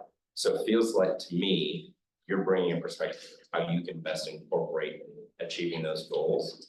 And I want to give you the space to achieve that in the way that you feel best, not from an interim superintendent's recommendation that was built on another recommendation from past board members. So again, let's free you up to do the work that you want to do, and we'll provide hopefully the right governance. And I think, and we'll talk a little bit about this tomorrow when we talk about strategic plan, right? Really, this is not a separate, this is who we are. Yeah. Right, Yeah. so if you build Every day. plan, teaching and learning, climate and culture, social emotional, whatever pillars we put around it, we should be doing this each and every day. Right, so making this a separate entity felt very odd to me.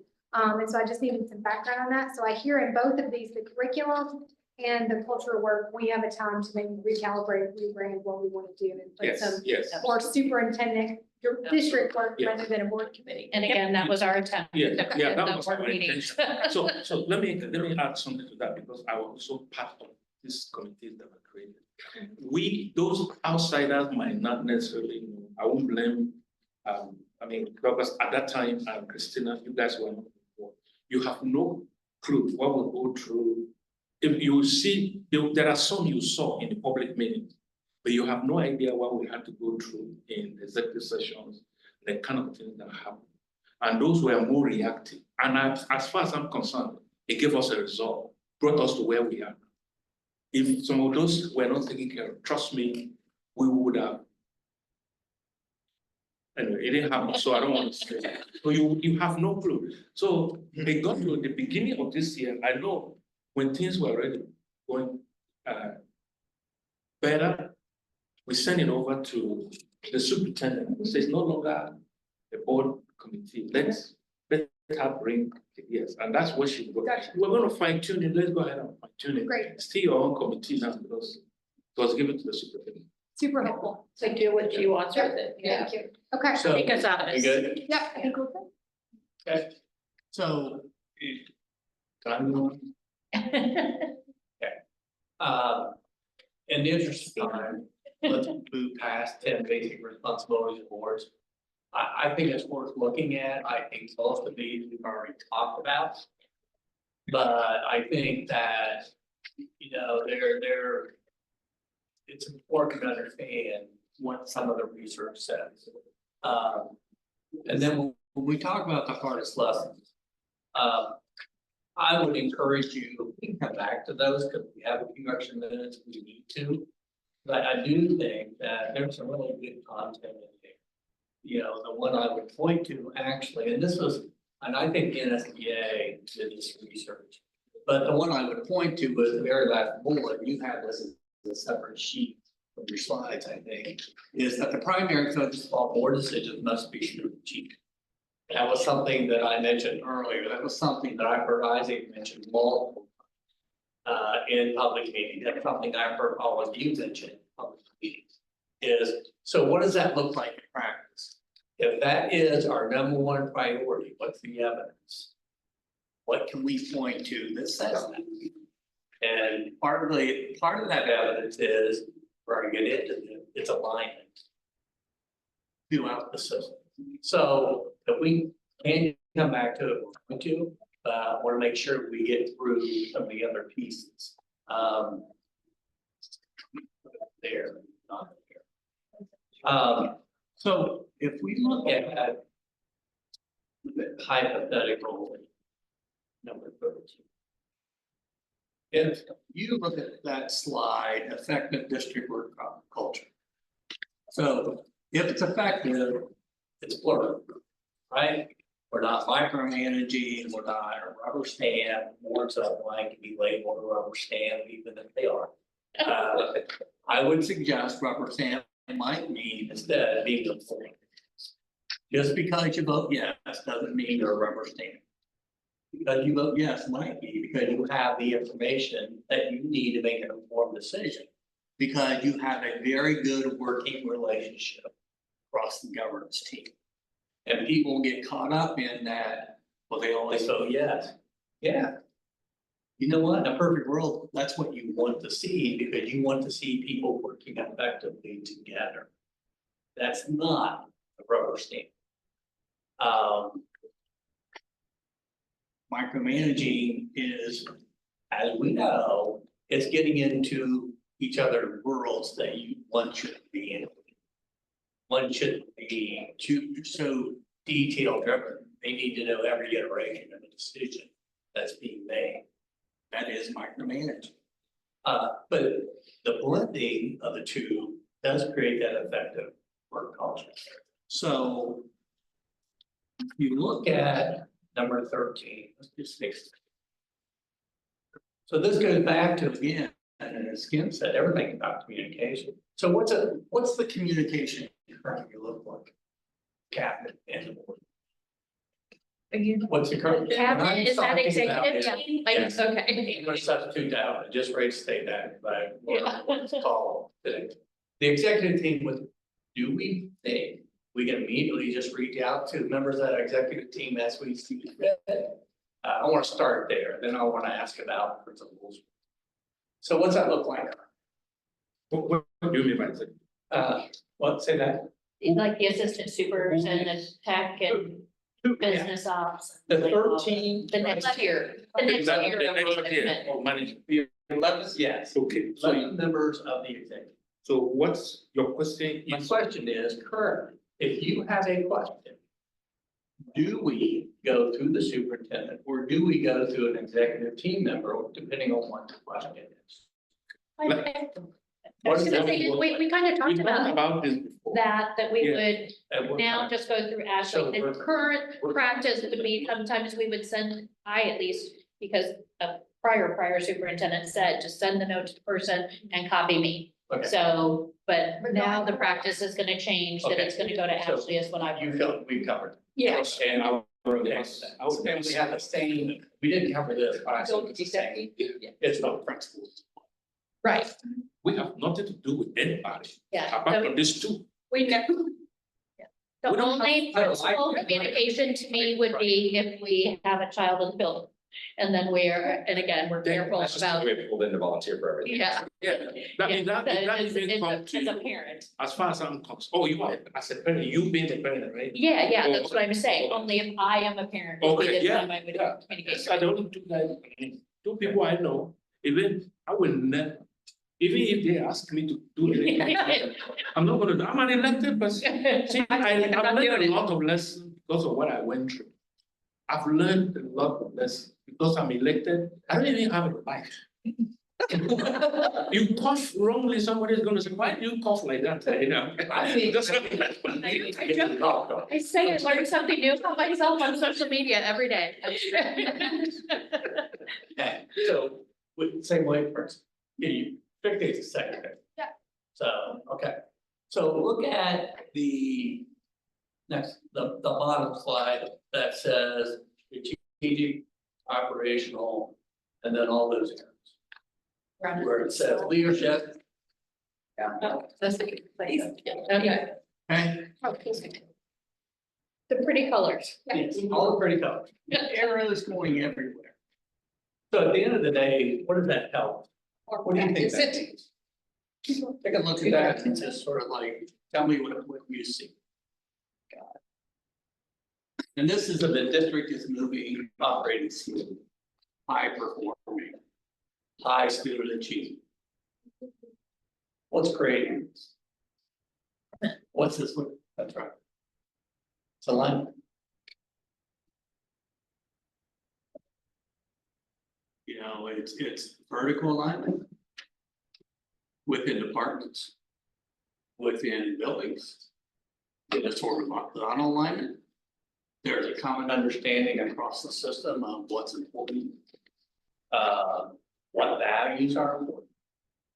You know, all this flow chart, ultimately, if you live it, you succeed. If you have breakdowns in it, it only takes one area, that flow chart to break down, where it impacts all parts of the system. And so, you know, where are you on that continuum? How aligned are you with the system today? I feel like we have I feel like we have made great strides in getting ourselves in the proper box here. And I feel now we have to walk the walk to prove to the system that we are aligned in the appropriate leadership roles, so they can see it and not just hear it.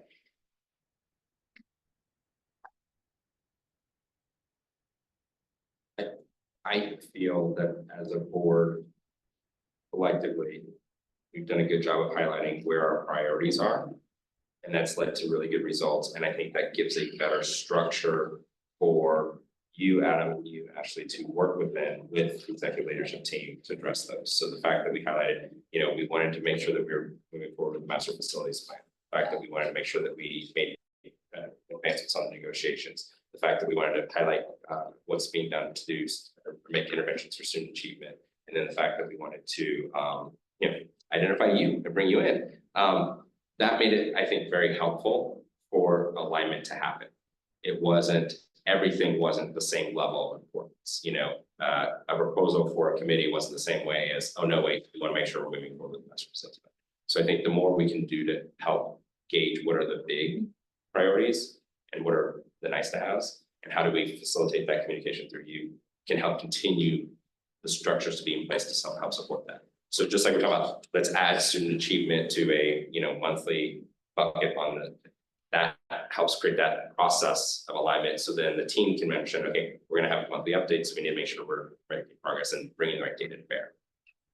And I said, when we set this up, I'm like, should there be a short session with the executive team? So we can be very clear. And we decided not to do that at the time, but I think if there is an opportunity that you think would be helpful, or what, you know, if it's not necessary, to just make it clear that our intention and goal is to make sure that we come out of this very aligned.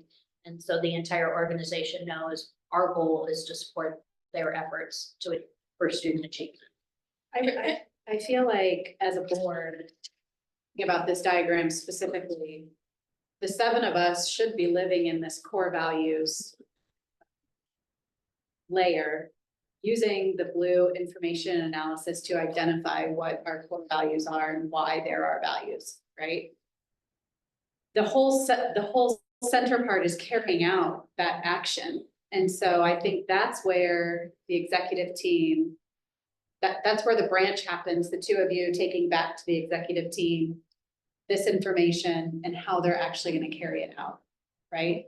And I think this goes back to our strategic plan and a conversation around, are we going to keep our current strategic plan? It's expired. Or are we going to write a new one? The strategic plan should be our core values. Yeah. And the information and the analysis is what should direct what we decide should be in the strategic plan. And I think that happens with more than just the 7 of us. I think that's a committee that comes together to write that plan. But I think that's what informs the center. That's how I interpret my our role as a board on this graphic. And I think speaking to the strategic planning is not just the whole input of community and stakeholders. And for me, and I think you and I have discussed this at some point, the executive team, it's important to me that, just because of things I heard over the last couple of months, that they know that our job is to support them, and that we all want the same thing. We all want all of our students to achieve. And that is the lens that we all come from, and not a, oh my God, it's a board member, everybody freak out because they walked into a room, or, oh, I heard this board member is friends with this person, so, you know, we better not say anything bad about them, or we better not fire that teacher because Julie's son had him, you know. There's been, over the years that I've been on the board, a lot of that we're not part of the team. That we're not part of the problem, but that we don't have the same vested interest as the rest of the district. And for me, it's really important that they know that we do, that we know that we're in it to do what's best for each and every one of our students to get the best public education they can. And we're not watchdogs, and we're not trying to catch them doing something wrong. Let's go to, there's a slide in here and it's titled the 5 functions of a team. You just said, we would always see us as a team, right? So let's talk about, what does that mean? 2 slides after. Yeah, Patrick Lencioni wrote a book called 5 Dysfunctions of a Team, and out of that are the 5 functions of a team, okay? And so building trust, managing conflict, gaining and maintaining commitment, providing accountability, focus on results. When you look at those, do you agree that those are the 5 things you have to be part of doing? Adam also has a team he needs to build, and Ashley has a team, but then you're a team.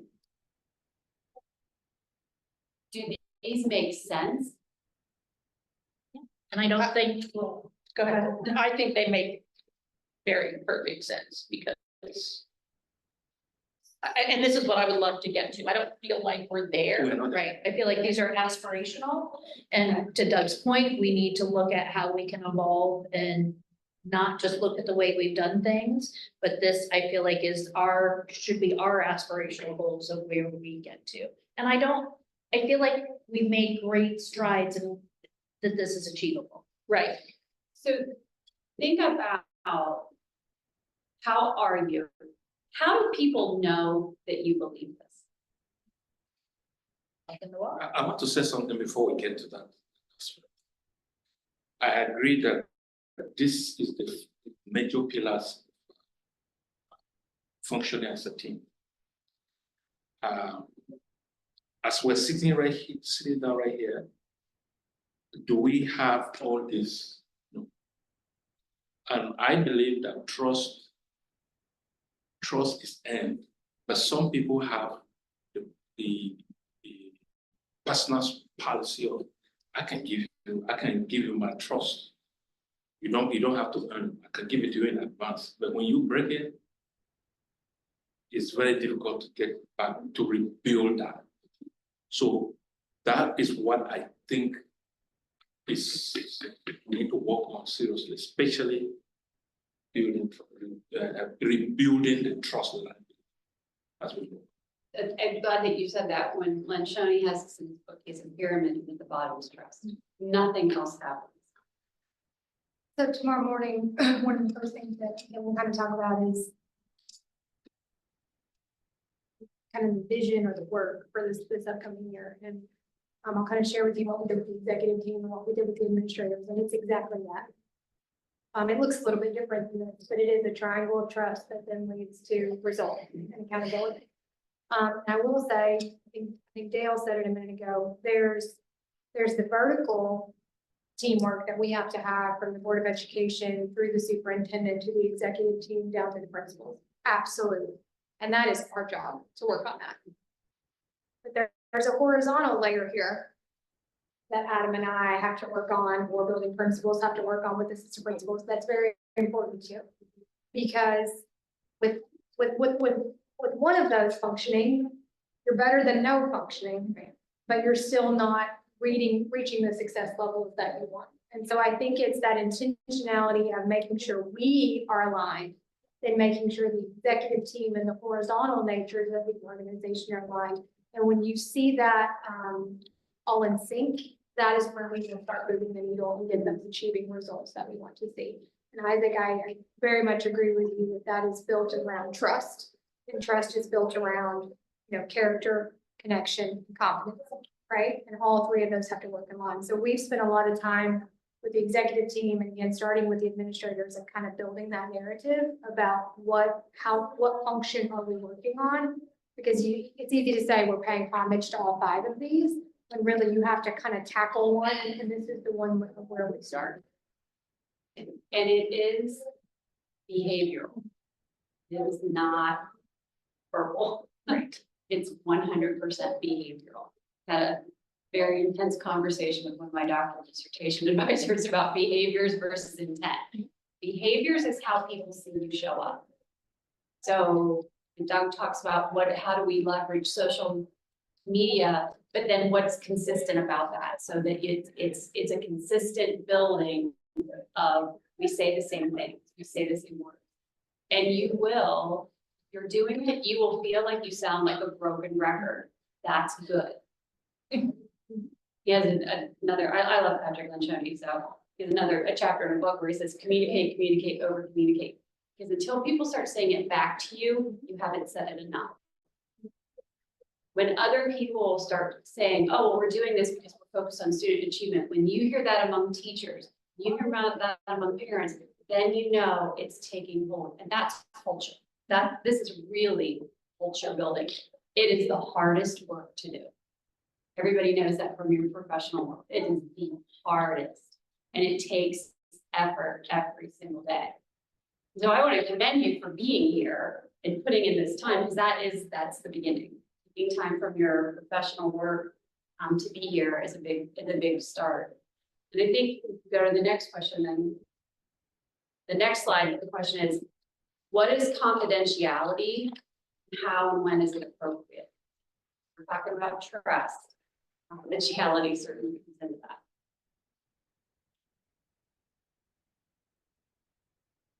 How do you all define, I mean, this is your conversation, but how do you think of the term confidentiality?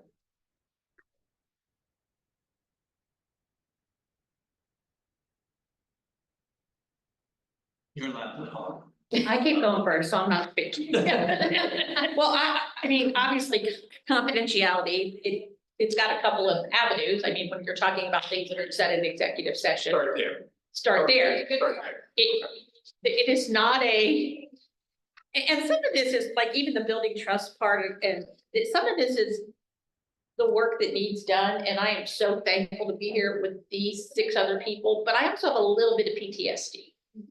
Because it's been a rough 2.5 years. And so it makes it a little harder, but confidentiality, starting executive session are things that we have discussed as a board that is not privy to public information, and if we can't go out and spout it to whomever. I had a board member, this was a board member many years ago, say to me one time, there are things that a board's allowed to talk about that the public doesn't need to have access to, and that's okay. I mean, Doug, do you know every single decision that's talked about at the chairman of P&G's office? I mean, there are, as an example. So to me, that's how confidentiality starts, is anything in executive session. And I think anytime one of us says, this is a confidential conversation, that should be enough for the rest of the people to keep the confidence, or we aren't gonna have trust. I don't know if I answered the question. If it's in executive session, should we even need to say that? Should what? Should we even need to say that? No, we shouldn't, but we've also been burned. No, I mean, if we've had a reason to bring something into executive session, it's because it should be confidential, usually because of legal or whatever restraint. Right. So I think it shouldn't have to be said, because otherwise, if we're having a non-confidential conversation, we shouldn't be having an executive session. We should bring that out to the right. But I also think it speaks to after the fact.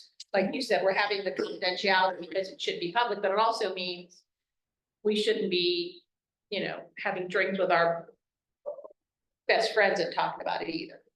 And to me, the confidentiality piece has been big over the last couple of years for us.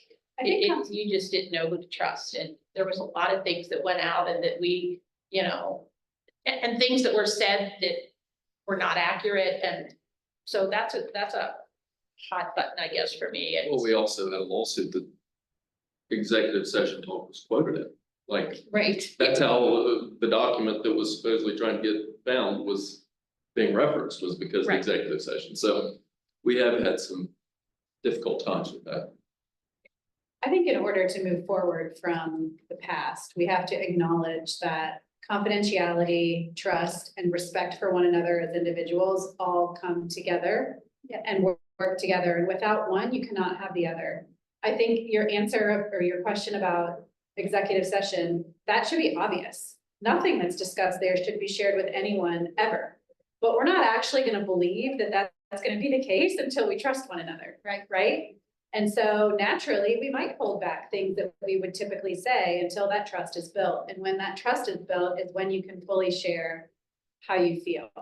To me, confidentiality is where the respect piece comes into play, is never sharing someone else's opinion that was shared with me. That's not my opinion. That's not my information to share. Whether that's an opinion on a topic, a personal opinion about something, being knowledgeable of the fact that, why are you sharing this information, right? If what you're sharing that someone else shared with you is not for the good of something, why are you sharing it, right? And so I think that maybe moving forward to kind of step away from what has happened in the past, if we can make a commitment to one another, that as we build trust, we will respect one another, their opinions, their thoughts, and the things that they share with us. And I mean, to be honest, if I had a conversation with Kelly or Isaac separate from the rest of the group, I'm not going to share with anyone what our conversation was, because what's the point, right? If they want to share that information, they're going to share that information. Just like if I have told them something that I want everyone to know, I'll share it with everyone. And so I think if we can make that commitment moving forward, that we will respect one another in that way, then trust will build over time, right? And that's where we get to the point where we can share information that is truly confidential in a way that we believe will remain confidential. Brene Brown said, has a thing you posted about trust. And that line of, that's not my information to share, that's a great line too, because sometimes you're asked things.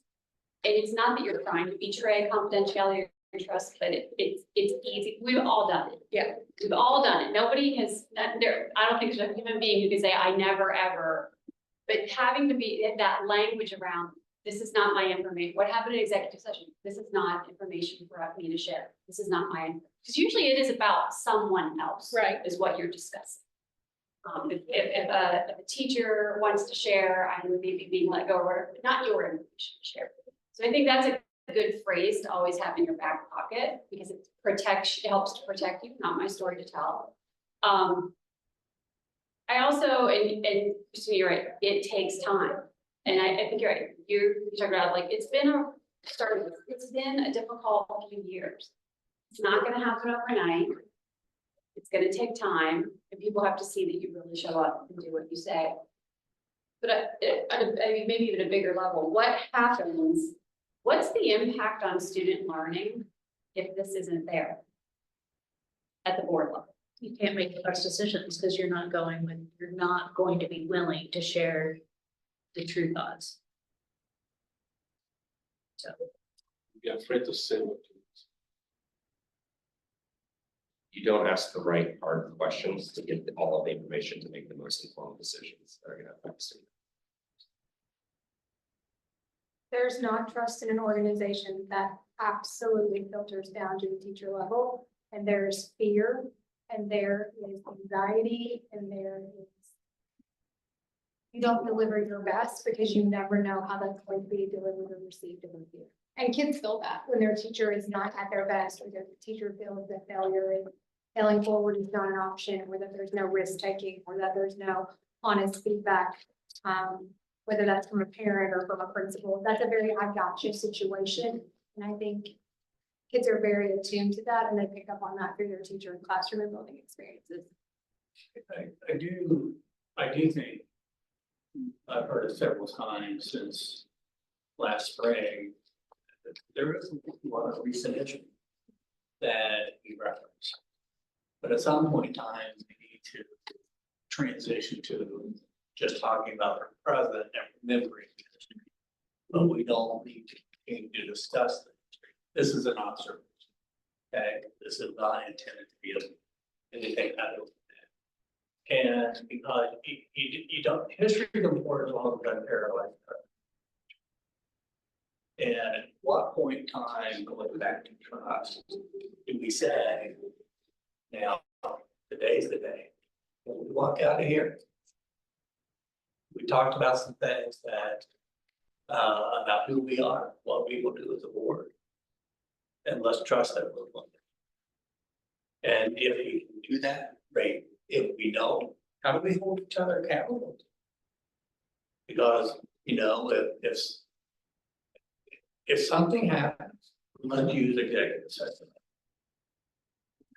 You know, something is said in executive session, and for whatever reason within the week it gets back to you. How do you handle it? You know, do you confront it? Or do you go to a show, think to yourself, I'm never going to open up again? Which is probably not the right strategy. So you also need to hold each other accountable, I would suggest. So. So sorry. Thank you. That's all I have to say about that. I just, Period. I think we have to be really careful about how much we want to relive. Yeah. It is what it is, move on. And that's, well, I was gonna, one of those functions of a team is gaining and maintaining commitment, what Ashley just talked about. Staff see, staff feel that it always trickles down. There's nothing doesn't impact the classroom. And part of, I agree with Dale. Sorry, little joke. Holding one another accountable, being able to honestly say, I messed up, I'm really sorry, I'm gonna do better moving forward, also helps that process. And that's what staff need to see, that building commitment. That's how people come to work motivated Because they know why they're there and they know that the people who are making decisions are informed and are thoughtful and care. That makes such a huge difference. And so Isaac, you've all said it to us at some point during the last 6 months. Student learning is the most, I would say student growth and learning. Most important thing that everybody's here on. And it starts with building that trust, all those pieces. Just follow from that, their effort, their work, like I said, you have to do it every single day. So we're gonna come back to our question. Do you want to be a system of schools or a school system? What's the difference and why does it matter? Who do you think you are then? You think you're a system of schools or a school system? And this, it envelops district government, so it's a, what do you think you are? Just out of curiosity. I'd go to system of schools. Isaac, what do you think? I'm not trying, I'm just going round robin. So if you don't, if you can pass. then you Pass for now. Pass. Yes. I would say system of schools. Given. I give I was you a gonna- rationale or just? Yeah, I sort of cut him off there. Me too. System of schools. What do you think? It depends on the area, but overall, the system. Schools or the school system? Yeah, we have scored too. We're a system of schools. I would agree. We have to get there. I think I've run out of people to ask. So. School system. Anyway, I know it's a work in progress. Yeah. So with system of school, we need to I think we will. Let me challenge some of the assumptions in here. I think it sounds like we all are saying that we want to be a school system. I want to challenge that a little bit because I think we have historically talked about Lakota being a school system. And it goes down to that, hey, we want to have equal east and west and, you know, all of this stuff. But having lived Lakota for 13 years as a parent of students who've gone through it, it's a system of schools. And sometimes that can be seen as a negative thing, but dang, we really love Union Elementary and all the uniqueness that it has there. And so I don't want to just assume that there's a right answer to this. Right. Yeah. I think I want to explore what do we want to be, because I don't want to throw out the specialness of being up on the hill at Union to make sure that we're a school system.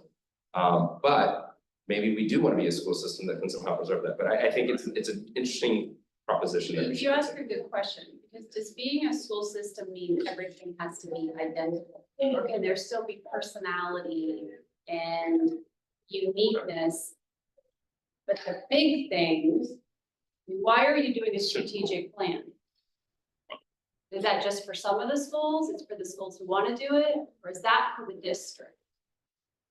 But then there is that, you don't want to strip away Right, the autonomy. the autonomy, there's some. What's the balance? What's the balance? Yeah. I would say strategic plans let you know where the bound, kind of the guardrails, but not. I also think it's interesting depending on who you ask that question to. I think if you asked a parent that question, they would say we're a school system. I don't think that they feel a separation from other schools because they don't know what they don't know. But what's the data tell us? I also feel like that exactly what you just said is a question that is discussed all the time and has been as long as I've ever worked in the school district is what is necessary for all and what is beneficial for some. And that's okay. Like you have to have those conversations. In a district this size, we will never be a cohesive, everything is done the exact same way. Because that's not what is best for every building and every child that enters our doors. And I think that's is that what the school system means? Like, what do you want it to be? What do you want this to be? And I think it's, you're not gonna answer, come up with an answer today, but it's worth thinking. Because when a district is disaggregated where there is no consistency of faculty, consistency of Union Elementary and take another elementary, what if they move in the middle of the year, one in this area to the other? Is there a common core of experiences that one expects? Does that currently exist? So it's more than just looking at, you know, the autonomy, it's also looking at what are some of the common core, if you will, experiences that you expect all to have, so that when they go together as one, they go with the same set of common experiences. The one question that we would leave you with in the remaining 1 minute that we have is think about the last almost 4 hours. What's the one takeaway?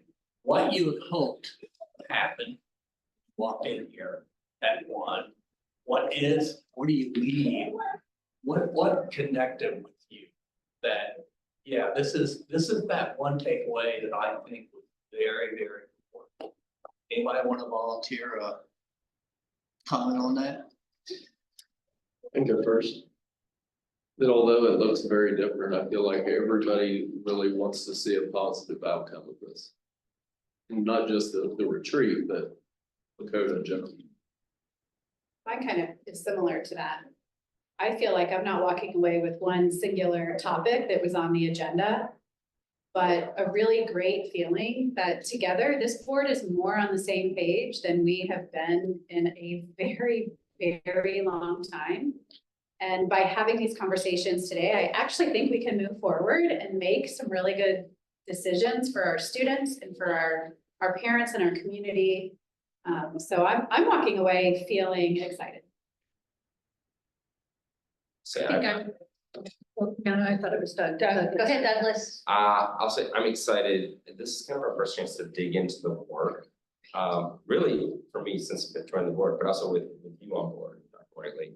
And I think this has caused a lot of interesting discussion around, okay, what are the norms that we're gonna set around, like, where's your space and where's our space? And it made us revisit some of our thinking on some things. So excited to start that work. And I think we've got more to do tomorrow and even past that. But that's been really exciting to see, like, oh, how are we gonna think about this from a structure standpoint? Yeah, I'm just following up to that. I agree with that. I also see that Dr. Whiteley, you shatter some of the ideas that I had in mind from the way things went on. And like I promised you, I told you before, I don't want anything to be awkward between. I made it clear that I'm willing to work and you're going to set the pace. I have never ever thought that I'm going to bypass the 2 people that I'm supposed to be working with and deal with anybody else. So all we rehearse here has always been why. And I'm happy to know that we're all going to be following the guidelines because that is the only way we can succeed. If I'm going to be talking to other people beside the 2 of them, except if it's personal things, but if the school district or anything about education, I will not. No, sorry. Unfortunately, I can't do it. So that has always been, but I'm glad that now we're all understanding that our goal is students' achievement. Stay away from the media, stay away from social media, stay away from everything else. If you have anything about education, the 2 people you have to hold accountable are these 2 sitting right there. So that's the takeaway I have today, which I know I have, but I know we all now agree on. That's what we do. I think I'm walking away. I wasn't sure what to expect. I was hopeful that we could get some things done. I think I'm walking away with a renewed sense of excitement. And the fact that it's a tough word, but that there's some stability. That I feel like that we're on a stable course. We have somebody in a seat that we admire, that we trust, that we really wanted to be here. We've set some norms. We've talked about how we want to move forward and how we want to hold each other accountable. Is it going to be all rainbows and sunshine? Of course not. But I feel like we're on the way to having a mechanism to do that. Make it just some rainbows, some sunshine. So who wants to go for it? I'm almost feeling emotional because I'm feeling so hopeful for the possibilities for our future and for our kids. And what we've all wanted for so long, we haven't been able to focus on. We've been distracted by so many things. And I'm just so thankful that our kids are finally gonna get what they deserve and we're all gonna be rowing the same direction, so. I'm very hopeful.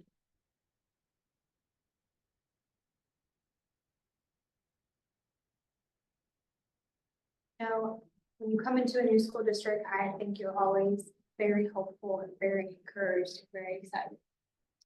And I think after meeting, I've met with each executive team member separately. We've actually had our listening and learning session in the executive team, especially coupling that with this today. There's a growth mindset there that we can do things different, that we can be better. And we just need clarity, teamwork, collaboration to get there. And so as I think forward to convocation next week, when I say together we can, maybe that word should have been together we will, right? Less passive, more active voice.